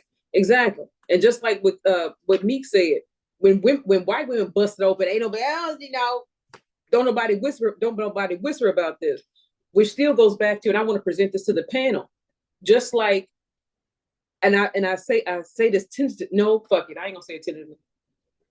Much like the conversation now says that white women raise their oppressors.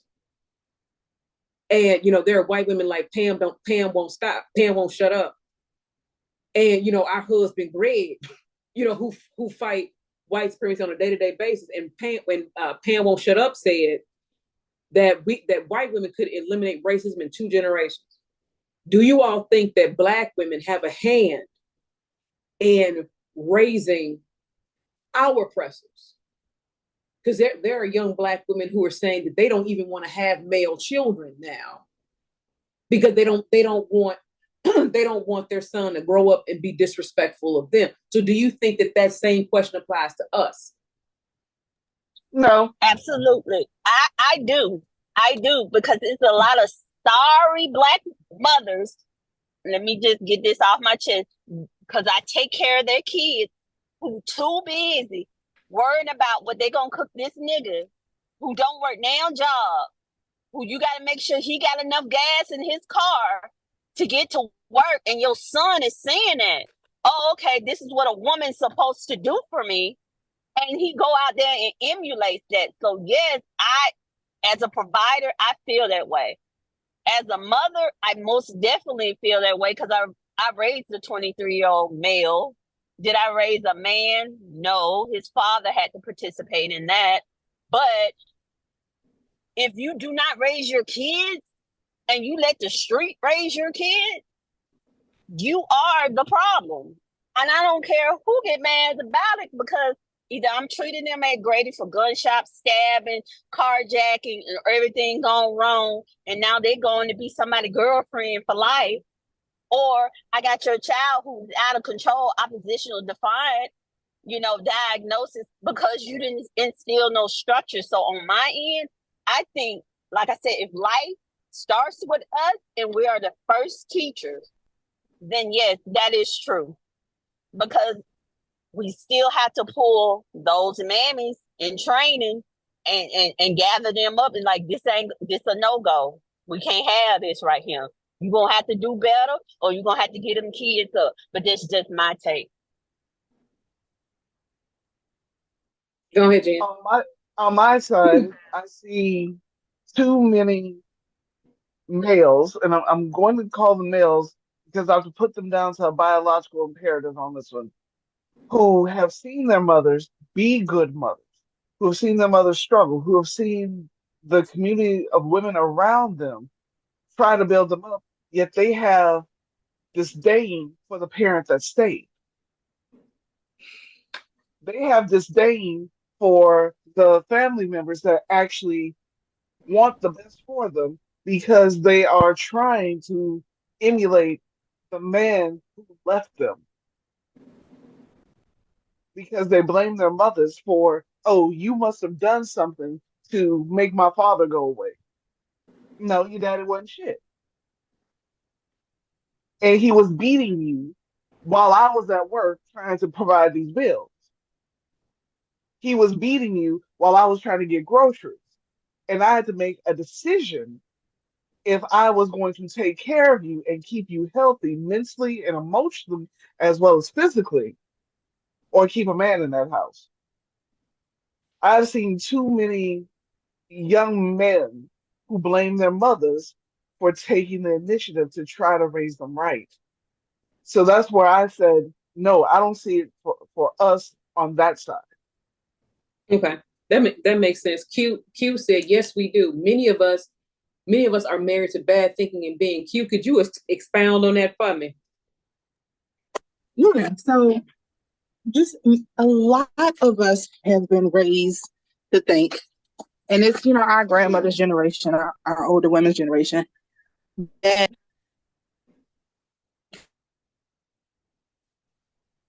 we've been raised to think that we have to coddle and protect the violent and abusive men in our family, because that's what we've seen happen.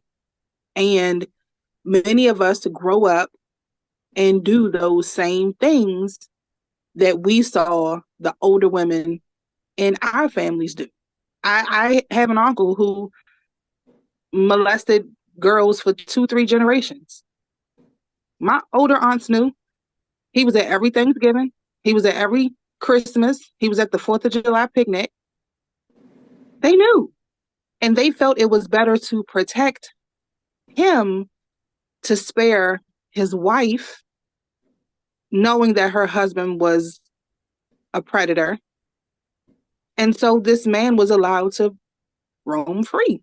Many of us grew up in families like that, and we reason it away, and we find reasons to accept it because we know that these women care for us and we feel that they wouldn't do anything to hurt us. And so if they did it, then it must not be that bad.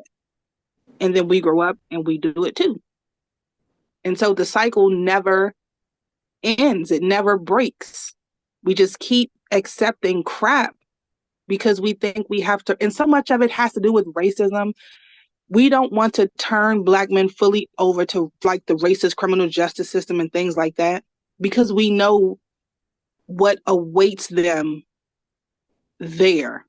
And so we protect them, but in protecting them, we leave the girls unprotected. Angeline, did you want to weigh in on it? I was just saying, you must know I was back here doing side by side. Them Black men need to realize if you don't want to go to jail, I can't protect you from something that more than you want to protect yourself, right? So it's my desire to keep you out of jail. So I'm going to protect you so you can continue to be the predator. But it ain't their desire to keep themselves out of jail if they want to be the predator. You know what I'm saying? Like, we carry the burden of our race, of everything, but people got to carry their, it has to be an equal thing. I can't care more about you than you care about yourself. And I've had to get to that point where I don't want to see a Black man in jail, but you got to want to not see yourself in jail. So stop doing the stuff you're doing to go there. In that aspect. And that just hit me because I was talking to a friend the other night about her brother who they all knew that he was raping this little girl for years. But yet y'all want to protect him. Why? You have a daughter. Why do you want him around your daughter? Because that's your favorite brother? It's just problematic in so many ways.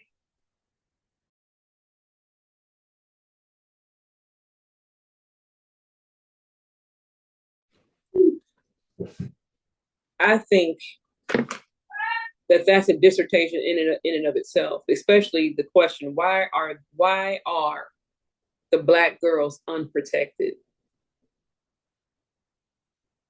The sad thing, I think, is that every Black woman has that. I mean, let me not make too many generalizations. I think out of, if you take a group of 10 Black women, if you ask them, they either have experienced sexual violence or know someone in their circles who's experienced sexual violence from either rape or from rape, molestation, or telling somebody what happened they didn't believe them.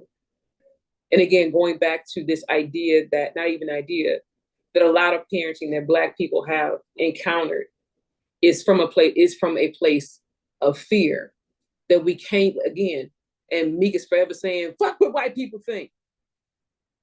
And from trying to free us from the white gaze, even though we are quote unquote bound by it, knowing that once you as a Black man begin to do criminal shit, now criminal shit is happening to you.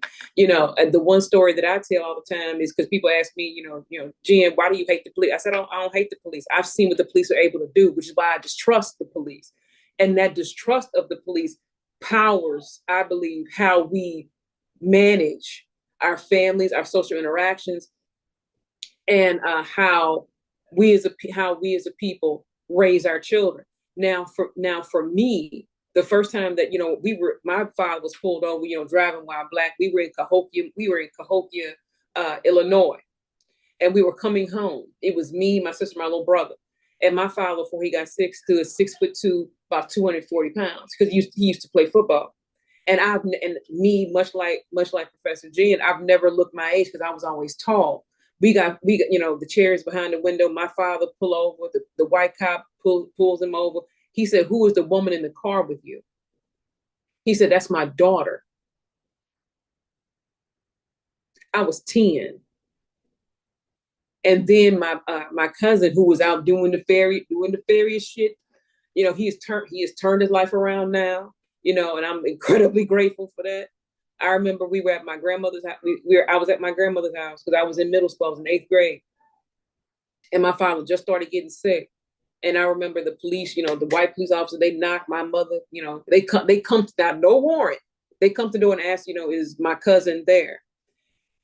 She says, yeah. So she calls him downstairs. They search him in the door. Now my father is sitting right there. He tells them, like, do you have a warrant? We don't, and they trying to tell him why they can say, he was like, unless you have a warrant, get out. Was that his son? No. But where was his daddy? We don't know. But at the same, hey, quit all that. But at the same time, he tells the police officer to get out. You don't have a warrant. You don't have cause. Get out. Why are you harassing this young black man? And then he told my other cousin who was there at the time that he said, go to your aunt's house, who was down the street. So they had to run and outrun the police officers to get to my aunt's house because my daddy was like, look, they're gonna arrest you if they see you. So then we have this deficit of stable black men who are able to, again, to give you the bitter pill. I don't need you to buck up and be emotional right now. I need you to hear what I'm saying because it's gonna save your life, literally. And the thing that I see as it relates to this conversation is it's yes and no. If there is black male leadership or parenthood, father figure, uncle, whoever, stable rational black man there, no, then the oppressor can be revealed and be like, look, this is what I need you to do. This is how you function in the world. Yes, it's okay for you to cry, emote, all that kind of stuff. To have a young black man have all of his person, he will not use, to borrow from Audre Lorde, he won't use the tools of the oppressor to build the oppressor's house in your house. Now, if there is a weak man present, no man present, then it's 50-50. Just like Professor Jen said, there are angry black men that they hate their mom because you did something to make my daddy go away. What she did as best she could, and sometimes as best you can is, look, you can't be here with us because you ain't right. I'm not going to let you disrespect me, abuse me, do us bad because you want your family. That's the lie of the world that they give you. You don't want me to be a part of my child's life. No, you can't. I'm not saying that. I'm saying you can't be a part of your child's life acting like this. I just like Meek said about bring calling the mammies in because the standard has to be lifted to a degree, to a point that this stuff cannot continue to perpetuate. Somebody got to be brave enough to break the cycle. And whenever black women are bold enough to break the cycle, to say, look, you're not going to do me bad. Yeah, I'm going to take my own car to work. I'm going to go to school. I'm going to do this. I'm going to get the divorce. I'm going to make this money. When we have that level of autonomy, then you the villain because you have decided to break the cycle, right? You decided that what you saw other women in your family do or other women in your tribe do, you saying it's not good enough for you. And I, as a man, I don't have nothing to counter that. And watch this. The way that you counter a black woman's success is by controlling the narrative over her life. Well, she just was asking for too much. Oh, that bitch was tripping. Oh, she made my I can't stand on because she made my daddy go away. And be like, but bro, do you even know where your father look? And one of my favorite people on the internet is Professor Odie, who does the podcast, The Antidote. 2 years ago, and Q knows this. 2 years ago, he was on that app whooping cats. And he said this phrase, black man, where is your father? Where is your father? He said, he said this, and I had to sit there and eat that. He said, black man, he said, what we gonna have to admit is a lot of our fathers are lost niggas. And this was a black man saying, he said, a lot of our fathers are lost niggas. He said, do you want to be him he also said that, do you want to be him in another form? And I think that also goes to a lot of black men using these tools of, homophobia, using these tools of capitalism, of respectability politics to police the black women in their lives to such a degree that now she can't function unless you say so. AKA, well, I don't want you to go to school. Why not? Well, then when would you have time for a relationship? Well, if you was going to school too, we could be building this thing together. Or if you would get off the game in certain cases, then you can focus on what you want to do rather than policing me. I've told many a man, I'm like, the only man who could tell me what to do is dead. The only man to tell me what to do is dead. So you can suggest, but you can't tell me nothing. I've been good or ill, I've been raised.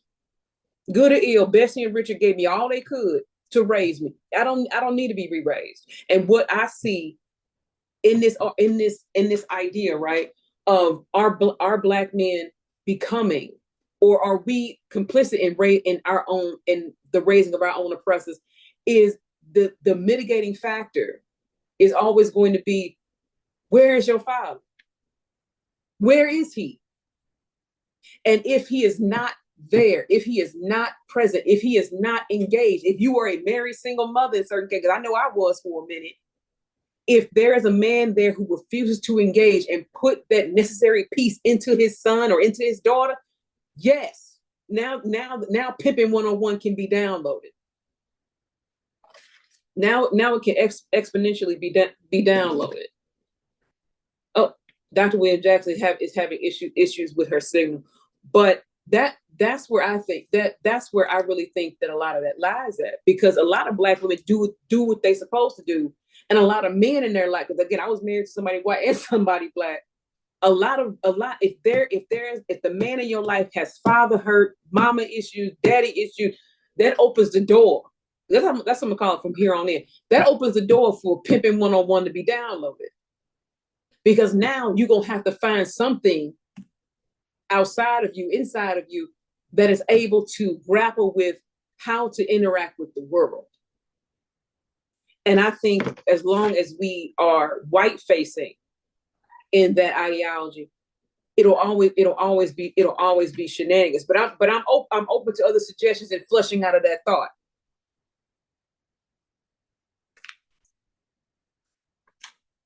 Y'all gonna let me just big joker it like that? We're in awe over here. That's what's going on. Like, y'all gonna let me just big joker that like this? I'm okay with people adding to it, but like, Jay, I think that was too far. I don't agree. I mean, we agree.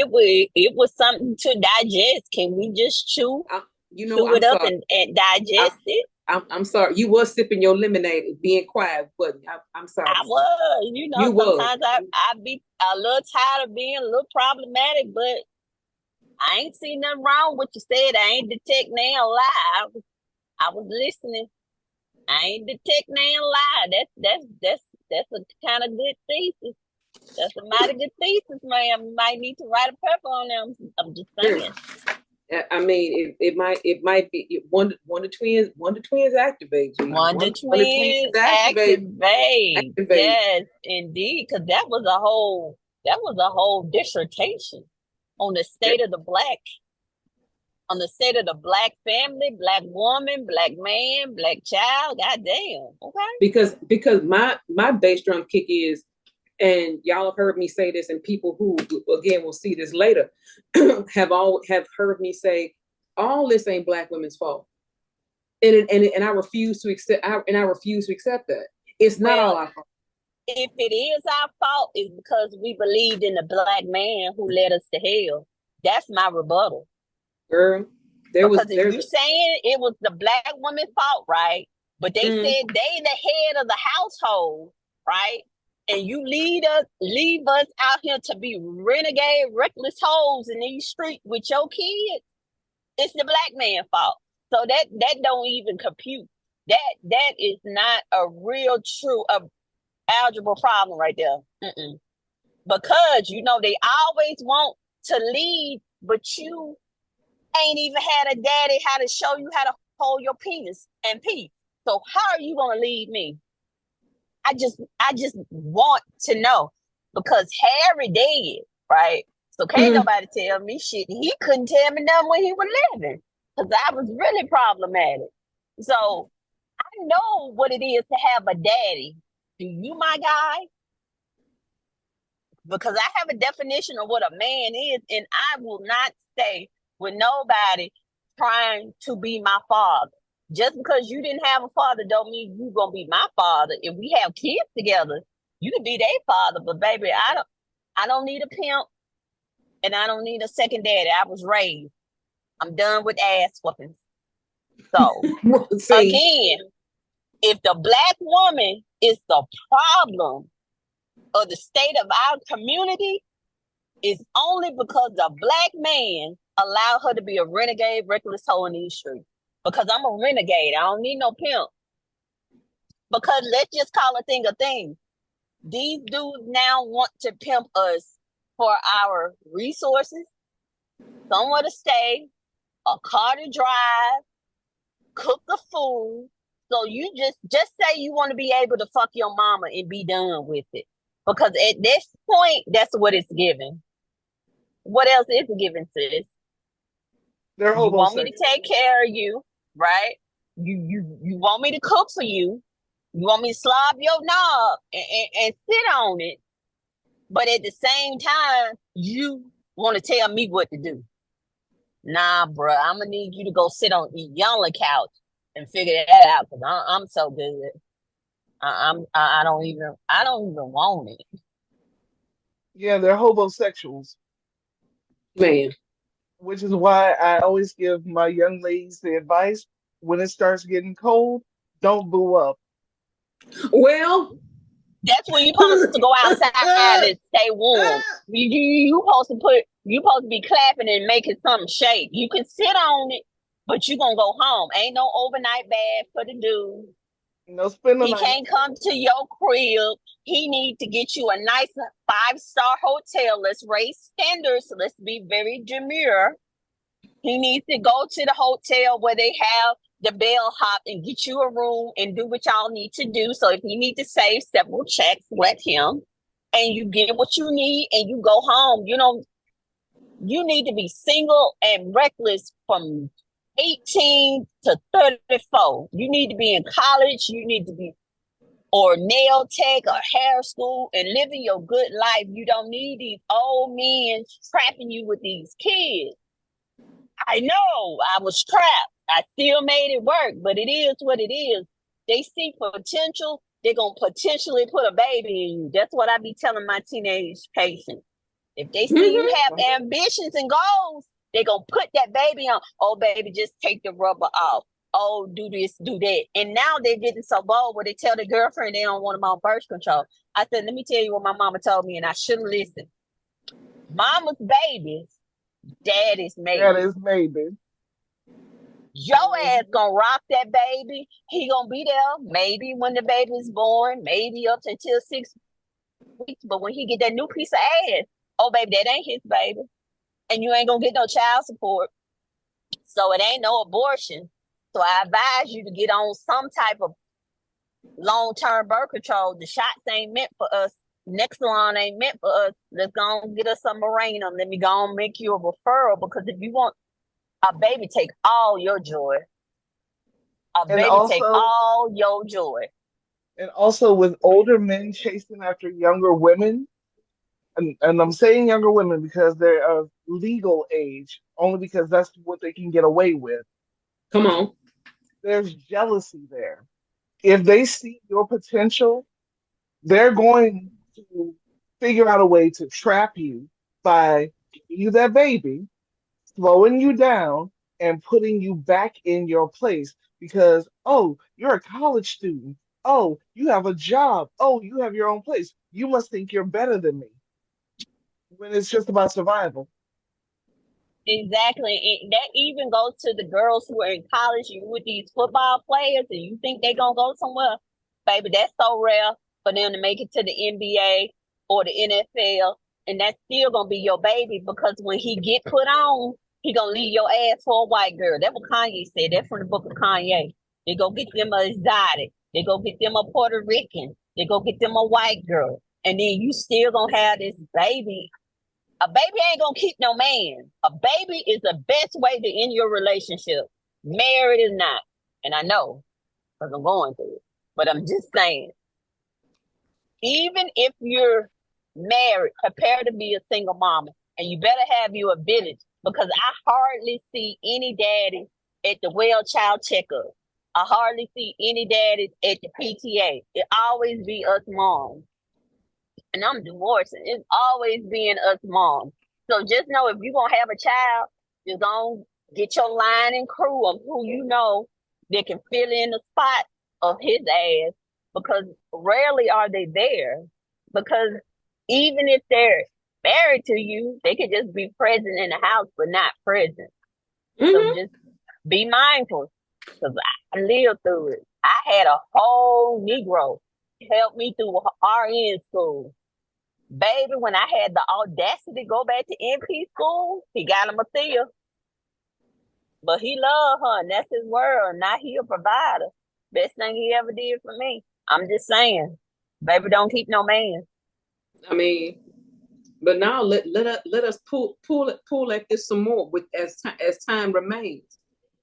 And I've said this also. Again, we come in her name this bit appeal, and some of that bit appeal is understand that, just like the old saints say, that the devil wouldn't bother if the devil don't rob empty houses. There has to be something in you to make these raggedy men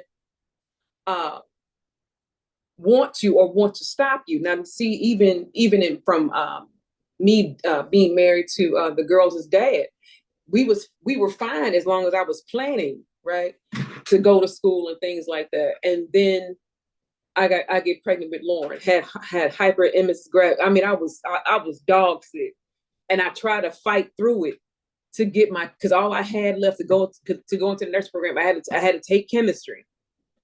And I was so sick, I couldn't get to my chemistry class. My financial aid is messed up. I had to pull all this paperwork in to be like, look, I'm not dropping class because, I don't want to go to school. I'm physically unable to do that. And so I worked at this nut-ass job for longer than what I had to. Big belly pregnant, feeling like a statistic. Him and I fighting every day. And I remember he looked me in my face. He said, "Your little $7 an hour job don't do nothing, and I'm carrying your child." And I remember there was in the back of my mind, here go the words of my father: "Always, baby girl, always be able to take care of yourself." So I made my inroads. I was getting myself together to go back to school. And I'm like, okay, I got this baby now. What could if I can't do nursing, let me go ahead and do social work. I got pregnant with Shay. Still went to school. Oh, child, we fought. I mean, he wouldn't take me to class. So my mother and my aunt took me to class. Had one baby here and one baby here because I was determined to finish. And I remember, got that, and the money wasn't there for me to go to school. Child, it was insane. And I remember I was I had both girls living with my mother. And I remember the day that I put him out. I remember I was sick. I was tired. Again, I'm already trying to graduate school. And I remember telling him, I said, "Zach, could you please leave?" I said, "I feel like I'm going to lose the baby." That motherfucker looked me dead in my face and said, "Well, that would be your problem with it." I went downstairs. I felt my water about to break, and I was about a month out. And I was crying. I was praying. I was like, "Lord, don't let," because I felt like my water was going to break because I was under that much stress. And I'm like, Lord, just keep her a little bit longer. Lord, I'm doing my, I'm gonna fix this. And my mother told me that she said she got up to go to church because she heard. I don't think she overheard what he said because she was asleep. And I remember my mother said that she got up, went to church. She said the Lord told her it's all gonna be over by the time you get home. I got up, pregnant, Lauren downstairs asleep. I went upstairs. I said, "You need to get out of my house." I said, "You need to leave. You need to get out." I said, "You need to leave. I ain't going nowhere." I threw a DVD player at him and just started cursing. And I said, "You leaving. You ain't staying here. You leaving." He threw me and I tumbled across, big belly pregnant. He called me a bitch and all this other kind of stuff. He'll swear up and down to this day that he didn't talk about. He said my mama jumped on me. She didn't. I said to him, had my mama jumped on you, they'd have carried you out. You wouldn't have walked out by yourself. It would have been a whole misunderstanding. And I sat at my mother's table here recently, and I said, Mama, she said, what? I said, that boy got me pregnant to stop me. I said, Mama, he got me pregnant to stop me. And I got mad all over again. I said, he got me pregnant to stop me. And I remember sitting there, and again, the bitter pill, right? Which is why I tell my daughters, I said, understand that there may be people who want to get with you because you're light, who will fetishize you. Again, the bitter pill. And you need to be able to identify crazy when you see it. These are taken from the benefit of your mother's experience, your mother's mistakes, being able to be an open door, not a lock in your life, because I never want you to walk through the doors that I never want you to walk into the walls that I walked into thinking that they were doors. I had to fight to finish school. I had to fight to go back. I had to fight to get put my life back together again. And the moment I sat there with across from my mother, I said, I'm like, and I was so incensed. I said, this motherfucker got me pregnant to stop me. But then here we go, right? Then on the opposite end of that, you have me and say, you just chose the wrong one. No, let us stop this lie. There are too many men in the world who get with women who have trajectory on their life. And because you're not doing nothing, you can't stand for her to do nothing. Rather than have her potential and make you wake up your own and y'all go build together. You got to stop her. Now that sounds a whole lot like pimping 101. Because if I can bind you up, trajectory or right says she has a trajectory or a community. I had both. And still was a college graduate. And then when I got with my second husband, and now here we go. I'm like, he college educated, I'm college educated. We moving, we doing this. We gonna make it. The moment that he knows I was good at this, oh child, it was over. All was over. I remember him telling me one time, that's why I didn't pay for you to get your pay for your CNA challenge test. So I'm sitting here with this man who said that he would love me forever and love my children, said that he could handle all that I am, all that I was. Lied. So can Black men own, and just men in general, can y'all own the fact that some of y'all don't want shit, ain't got shit, don't want to be shit, but get with women who do, and then you mock them when they end up, quote unquote, with the baby, end up with the heartbreak, end up with the debt, to keep from being with your ex. I put you out my life to have a life. I am okay, again, bringing all this back into the essay. I am okay being the record. I'm okay being the villain. I'm okay to admit that, look, I trusted the wrong person. And then when I needed him, when I needed to be bared up, when I needed something, that bow broke. And so on the tumble down, Alice, tumbling down this rabbit hole, I had to be willing to hit the bottom of this and crawl right the fuck back out. Understanding that nobody would be there. Again, I know people come from all faith traditions, but for me, when I hit rock bottom, all I had was God. And had to scrape and pull myself back up to where I needed to be at. And to have, because I think me can speak to this, there is nothing like realizing the person that you're trying to build your life with is a op. It's the hardest pill I ever had to swallow. This whole Negro who got me through stiff wig nursing school, who was with me. So since 2011, right, until this year, my biggest op, because he saw that shit, she really living her best life, and he felt inadequate. Because that's all that it is. He blew up the spot. Here I'm thinking, we going to be the Huxtables. I'm finna help you, have your little electrician plumbing thing because, this is, I said, I get done, then we're going to straighten you out. Oh, you felt the type of way, so you got with the nothing ass version of me, a bitch in the project. That's embarrassing. That's fucking embarrassing. Me, a 6-figure bitch. I say that all the time because I All the am time. looking at 7. Because I Yeah. cannot have a poor bitch mentality ever again in my life. Because when you have that poor bitch mentality, you attract these poor ass niggas. I learned that.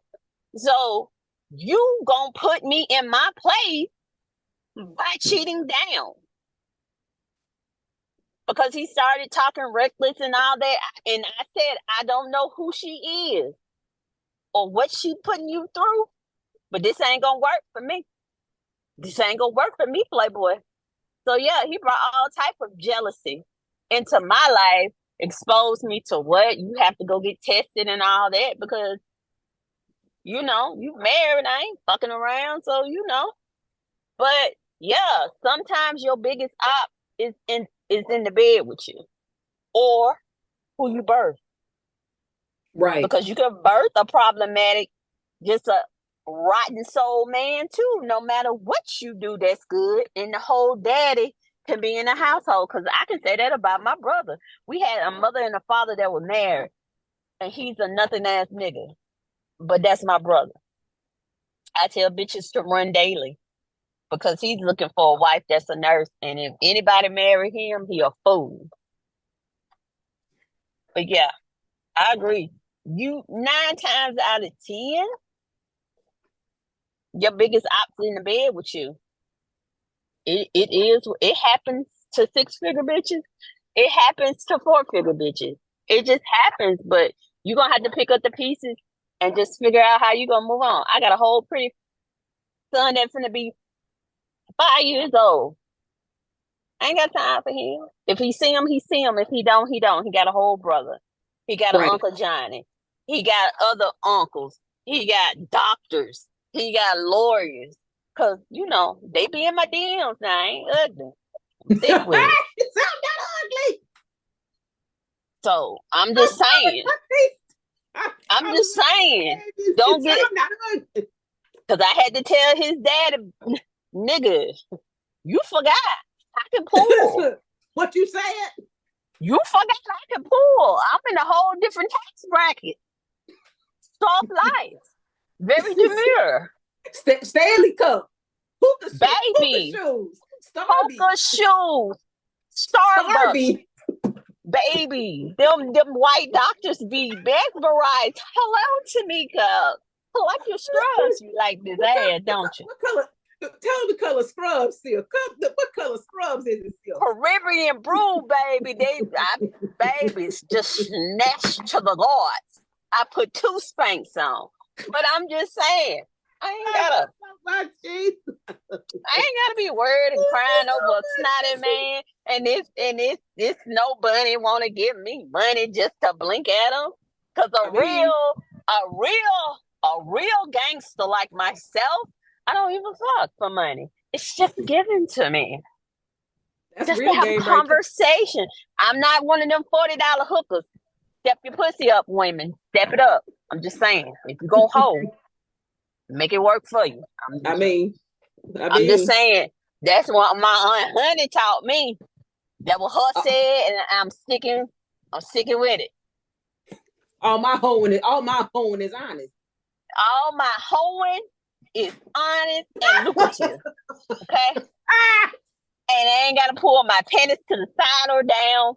And I ain't gotta insert nothing into my throat. This is my sister. All right. I'm just saying. I'm here. If you want lessons, just hit your girl up. I'm just saying. Not Venmo, not Cash App. But on the real, they will stop you from being next to power because they know he knew if I'm around doctors and lawyers and stuff, baby, I got options. You always have options. So if they can keep you in that, oh, I'm just a CNA man. Oh, I'm just an LPN. Oh, I'm just an RM. Baby, I do it better than white women because they think small. I think big. But yeah, be mindful of who you laying down with. However they treat their mama is how they gonna treat you. See, However they treat their sister is how they gonna treat you. And if their mama is very eager to get y'all together, red flag. girl. Am I lying, sis? Am I lying? Not at all. And their let mama, us, their first girlfriend. Them type of men, their mama is their first girlfriend. So they have this weird relationship with their mama. It's giving incest. It's giving sickening. It's very much that. But even in that, being willing to, again, being the record, being willing to say, look, this happened to me. I don't want this to happen to you. And here you go, right? Just like the memes for the memes from the Matrix, the blue pill or the red pill. I think that every woman has that moment where, but at the same time, it's your community that you're in, around, or that you build. Because there should be some eldership that say, look, these are the bitter pills. I could not tell you, and you fuck around and find out that's the red pill, or I could tell you and you deal with it right now. That's the blue pill. Because what a lot, and again, there are some young men who I know who had no daddy and actually had to build their life in spite of, and now they out here winning. The thing, even when I bring things like that to them, the consensus that I've heard is not every man is like that. But my counter, allow me to retort, is that there are too many men that are that again, right? There are men who say they want their woman to do this and be about this, can move and shape, but when you get her now, and the thing is, you want to plot my, and this be the wild thing. If I'm in this with you, we both gonna win. If you in this with me for real, we both gonna win. But if you why would you hobble your own success because you don't want to rise to the occasion? That be what blows me on a consistent basis. I remember telling their dad when his brother was out here hoeing and whatever else, child. He was on some other shit. And I remember telling him, I said, just because your brother's getting divorced don't mean you got to. Now that was his whole warning, to step up and do better. And because you see this, and this is your model of masculinity, you think since your brother can't keep it together, neither can you. And now he would have chick that shaped like Brenna's, because that's what he wanted. And then, but the thing that is always so wild to me. Okay, bring my iPad. The thing that always be so wild to me is you see the trajectory on a woman's life, and you know you ain't built for her, but you act like you are. And then when you get her, then when she's in your life, then when she's in your sphere, then you intimidated, and now you gonna sabotage her. And the only reason that you sabotage it is because you ain't on nothing. That's the shit that be diabolical to me. And then a class of men want to be mad when, again, us being the record, we come in her name, we remember what our mothers and grandmothers taught us and went through. We giving game to younger women, even if it's the bitter pill to say, look, not every man. Look, the most bitter pill my father gave me was not every man gonna be right. not every man who smile on your face, who say he love you, gonna be right. You need to be able to take Jennifer. He's like, Jennifer, you need to be able to take care of yourself. You need to be able to take care of yourself. And it was him that was like, you need to go to nursing school. You need to be able to always be able to take care of yourself. And me hearing it as a 10, 11, 12-year-old girl, I'm like, because you have to process shit like that when your father tells you shit like that. Because I saw how my father treated my mother. He wasn't loud with her. He wasn't abusive to her. They could talk. Even if they disagreed, he would still respect her and her opinion. He never called her name, never called her out of name, none of that. So I knew what I was due and what I should expect from any man who wants to be in my life. So when that didn't happen, and I push you away. Now I'm the villain because I wouldn't allow you to run amok in my life. Because the thing that be tripping me out, and again, we're not gonna center white people here. The thing that be tripping me out about our community is, why is it that some or a class of black men like black women broken? Like, that's what you prefer. I don't know. We don't know this broad Thea personally, but we know that clearly your life is in some level of change or transition. And you with a man who prefers that. Like you ain't even strong enough in your manner and your masculinity to match my energy. If I remember I told my second husband, I said, look, I want to learn how to flip houses and do this. He was like, why do you want to do that? I'm like, the city we in, we could do it. Like, you can't even match my energy, but you want to be with me. One of the things we need to also tell young women, and like Meek said, and like Q said, you got to find somebody that will match your energy. That he got to be able to match your frequency, and also understand that men switch up. At this point, sis, I would just say, whatever plans you got, keep it to your goddamn self. Don't tell a man that you going back to school, you in school or doing, I'm cool. I'm trying to figure out what my options are, because the minute you say, oh, I'm going to go to the University of Alabama, I want to study nursing, you got a whole baby in you. You got a whole baby in you, and now he in the street. Learn from my mistake. I don't even care if you married. Jesse told me that, girl, if you ever get married again, whatever you do, keep it to your goddamn self and the Lord. Because the minute you tell him, he plotting how to make it come apart. You can't be telling everybody your moves. If that goes for niggas in the street, that goes for your nigga in the bed. Everybody don't wish you well. Well, if they're not giving you constructive criticism and they always finding fault, what you do, first of all, find your exit and leave. And second of all, don't look back. And I'm going to need y'all to stop watching these Tyler Perry movies because the wigs are awful. But praying is not going to change no goddamn man. Jesse said that a long time ago. That's why I got 3 baby daddies. Judge your mama, don't judge me. I was married to 1. I got 3 baby daddies because that's what they are. But baby, my pull up and leave your ass game is mighty strong, because you praying for a man to do right. Maybe the answer is to show you he a hoe. Maybe the answer is to show you he's on the DL. Maybe the answer is to move the fuck on. But don't be listening to these Tyler Perry movies talking about praying, and you better drown his ass like Helen should and move the hell on. Not throw them in the pool. Not throw them in the pool, G. Yes. Cause I be damn if you gonna leave me and be with the mistress, she spend all your money up, and then I'm gonna wipe your ass, nigga. Pull the plug, pull it. Let me be broken piece. But yeah, stop telling these men.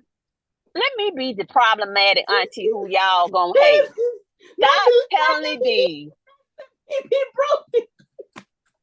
Stop telling me. I hate Brady. I needed you like 14 years ago, Mika. I know, right? But you gonna tell your niece this, play this back with her.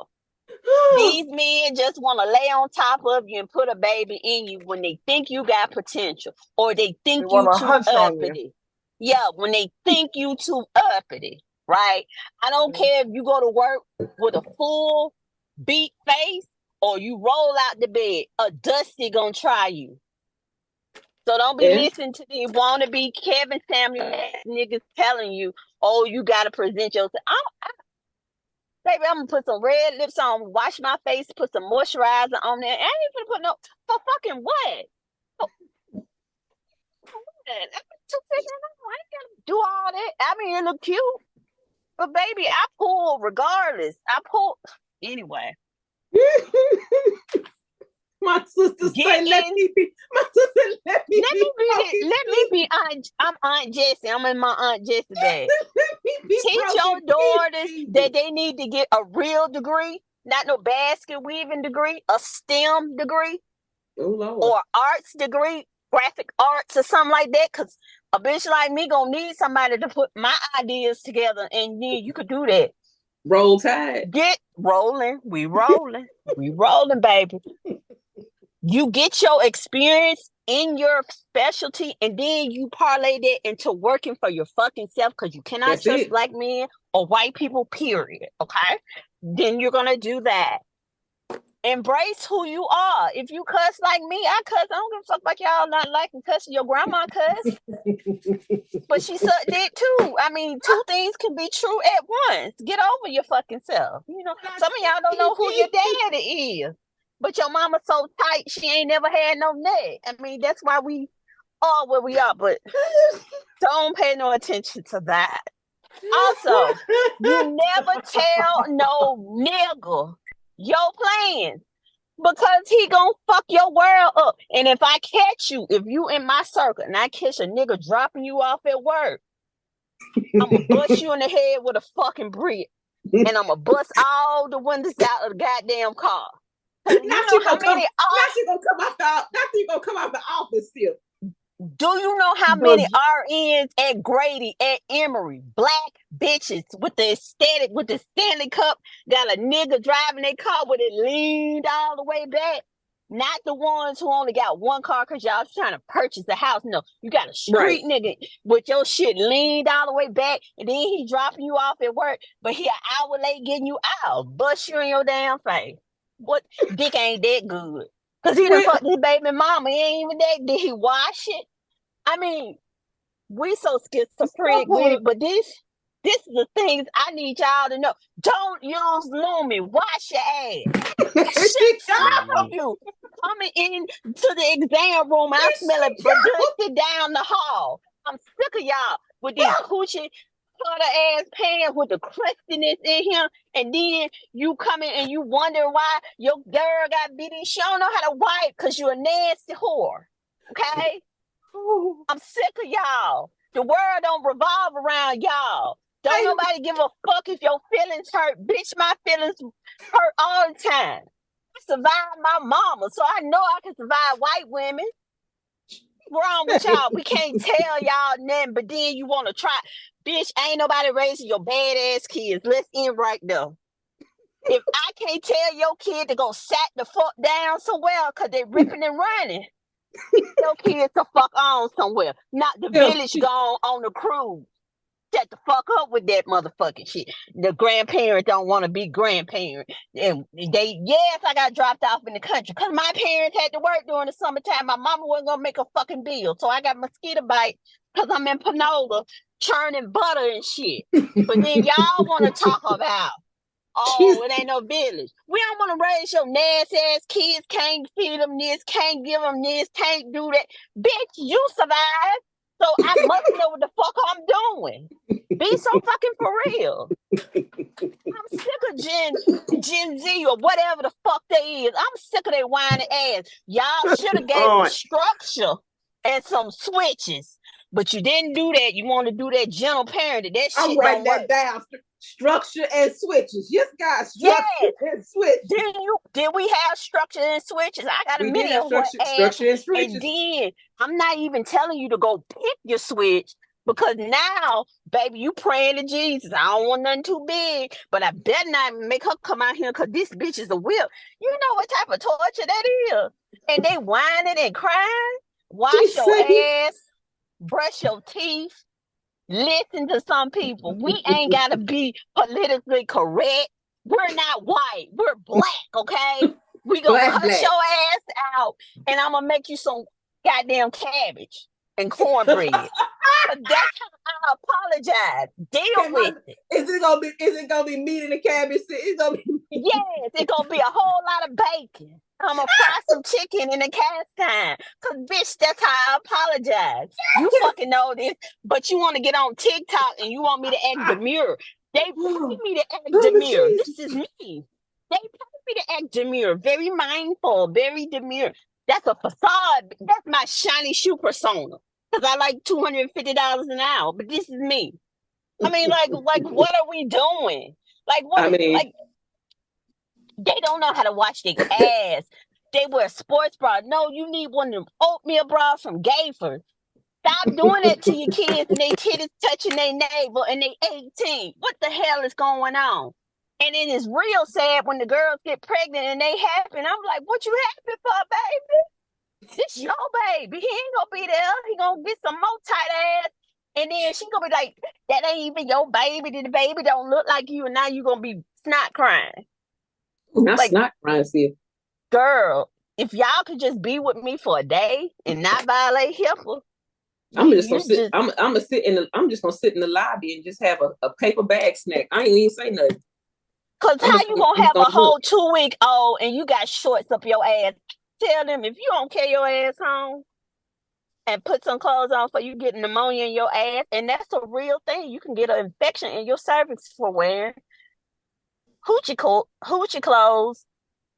After you have It's birth, a after you give birth, it's a yeah. whole ass thing. I learned it in LED. It's a real green discharge. It smells very foul. But yeah, y'all, I'm ratchet. Y'all gonna have to deal with it. It's who I am. But I can save your life though.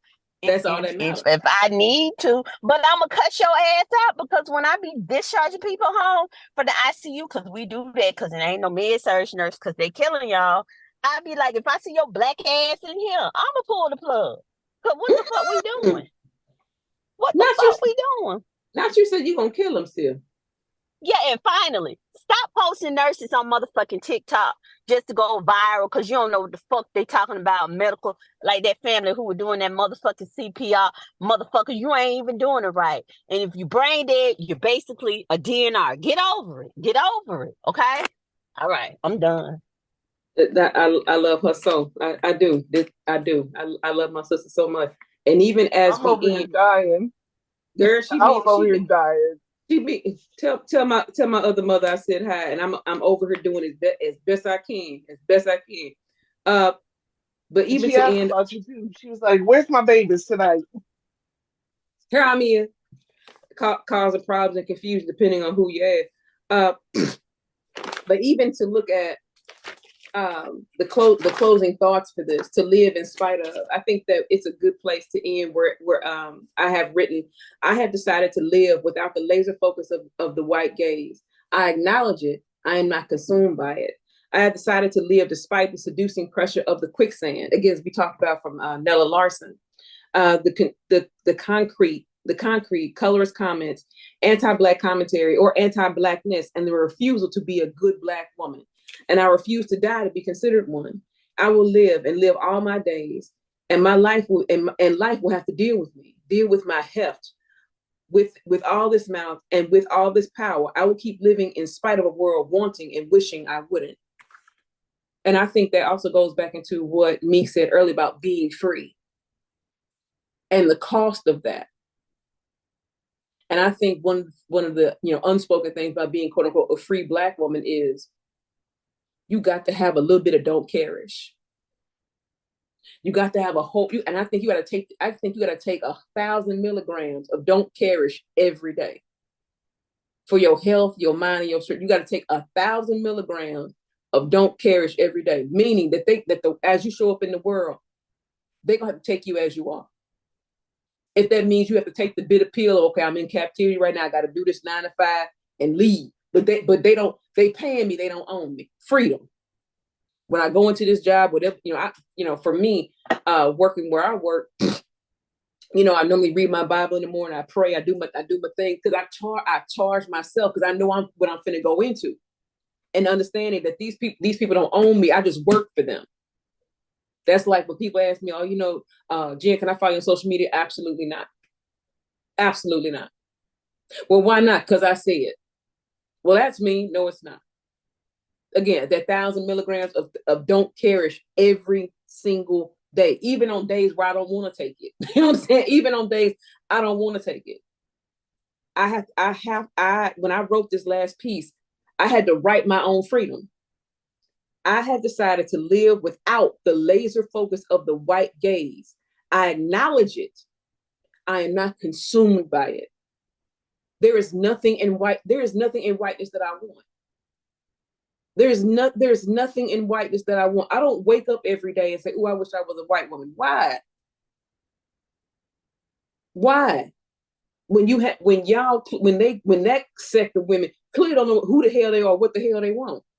Why would I want that? I don't envy that. Again, that 1,000 milligrams of don't care says Jen is gonna focus on herself and things that make her happy, raise her kids,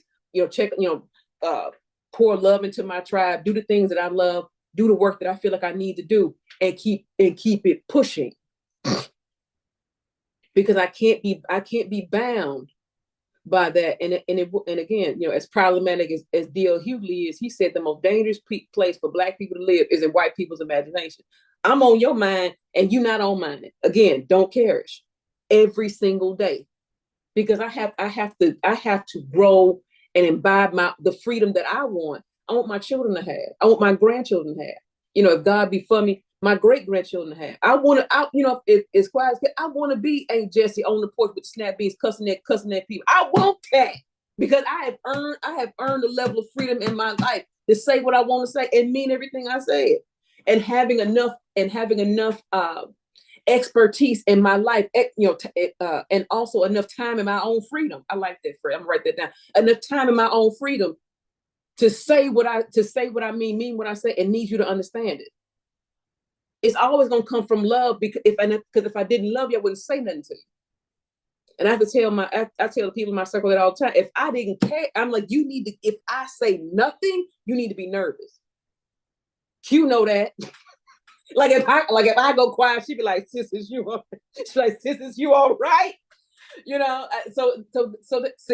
So you keep like, look, if Jade is quiet, what the hell is going on? If Jay is quiet, I got to go see. No, but look, sometimes you got to be a little dangerous, because you got to let people know. But what do y'all think it is to live, again, and expounding on this quote as we begin to end? I have decided to live without the laser focus of the white gaze. I acknowledge it. I am not consumed by it.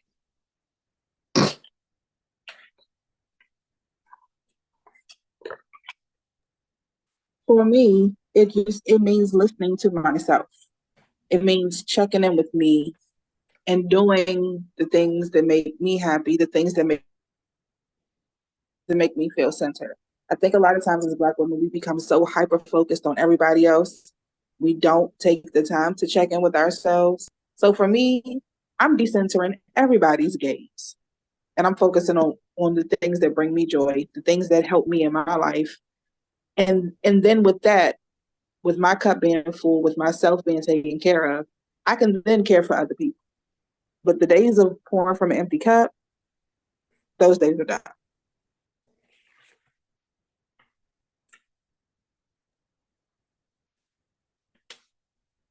I don't know how I'm supposed to answer this, sis, because I'm fucking free and it's fuck all y'all. I don't give a fuck.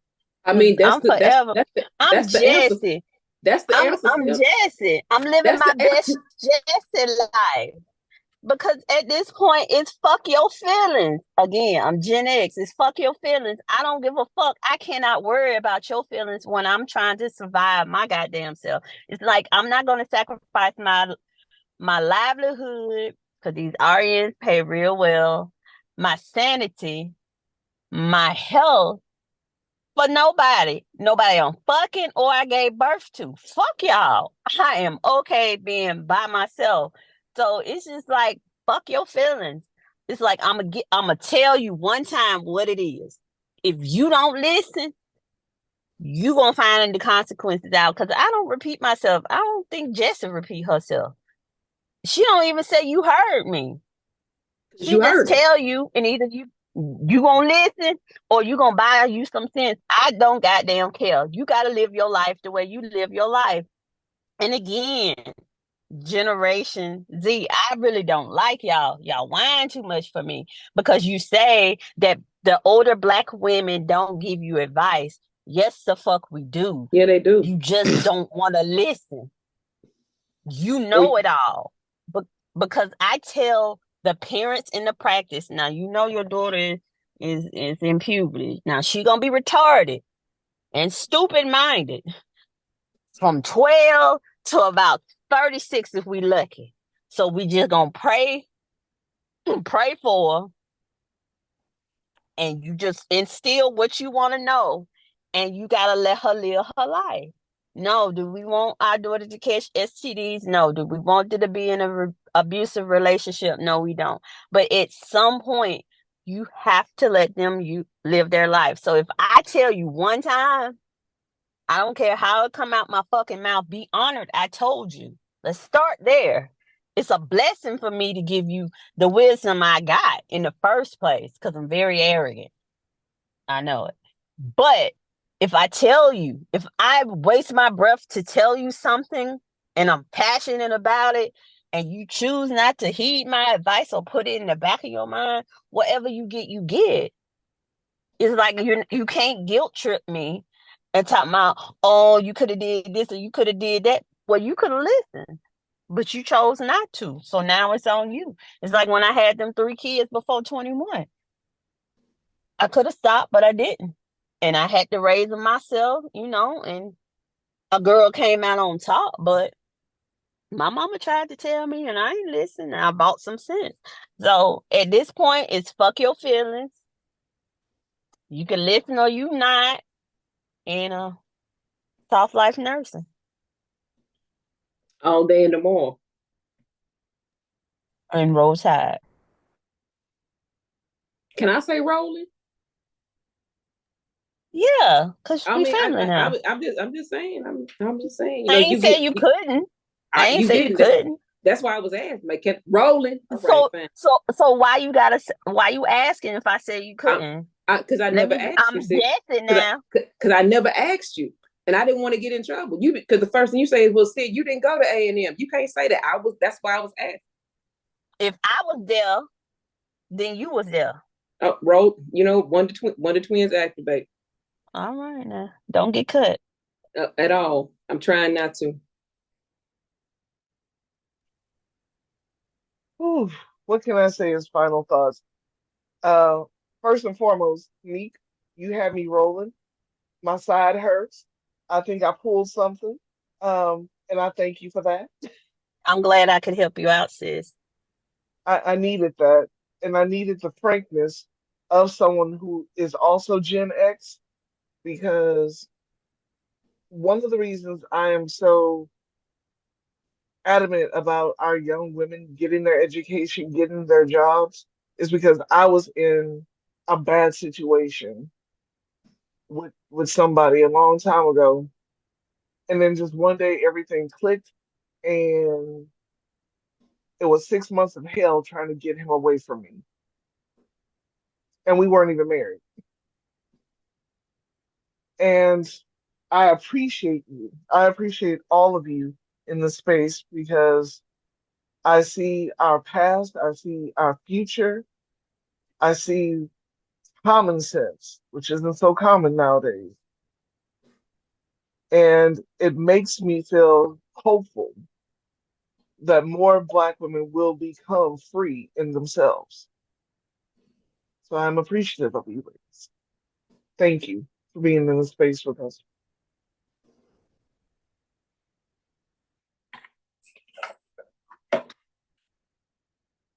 Again, that 1,000 milligrams of don't cherish.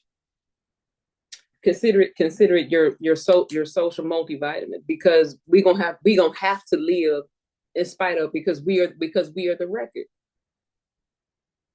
The old conjure women say you got to read the bones, and sometimes we are the bones. I'm gonna say it again. The old conjure women say you got to read the bones, and sometimes we are the bones, and we have to be willing to be read. We have to be willing to say, yes, this happened to me, and I never want this for you. I may give you this delivery, as Meek said, like a bitter pill, but come in here and get you something to eat.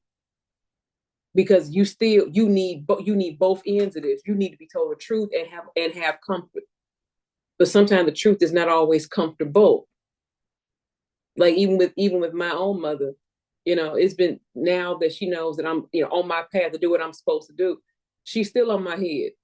But she's like, because you need to get this done. You young enough to still get this done. And even when you get it done, there's still more for you to do.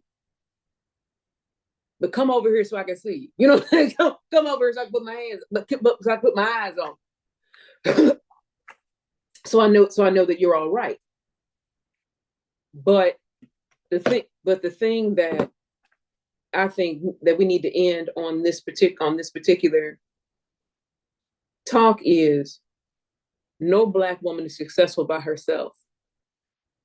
And even in your failure, you have not failed. You've only learned. Now you know what not to do. Even if you know what not to do, that is almost more advantageous than knowing exactly what to do. And even now, what I've learned, being a mother of these two children for almost 20 years, what I have been able to garner now, what I've been able to glean now, will not just make me a better nurse, but a better advocate, because I can see it from both sides. I know what it's like not to have children and no money. I know what that's like. I know what it's like to try to hold life together with a man who ain't on nothing. I can lend empathy to that and wisdom to that. I can, even if I couldn't save myself, I can possibly, if you listen to me, save you. And I don't need you to have your mouth turned up when I tell you. You can call me a bitch in the car, but when that chip activate in the back of your mind, like, oh, you know what? Ain't Jay talking about that? Ain't Meek told me about this? Professor Jew told me about this. It'll save you. It'll save your life, because somebody was willing for their bones to be read. So if anything, I look forward to, because I already know this September talk is going to be everything. So we might as well go ahead and get the liquor ready. You might go and get the liquor ready, get the snacks together, because this is going to be powerful. But again, you all know that you have every right to share, chop and screw, because I'm half ratchet. You have every right to go ahead and share. I give permission for this to be shared, edited, for any particular space that you may be in, that you deem this to be an educational tool for. But I thank you all so much, and I look forward to seeing you all again in September. Bye, sis. Love you. Bye.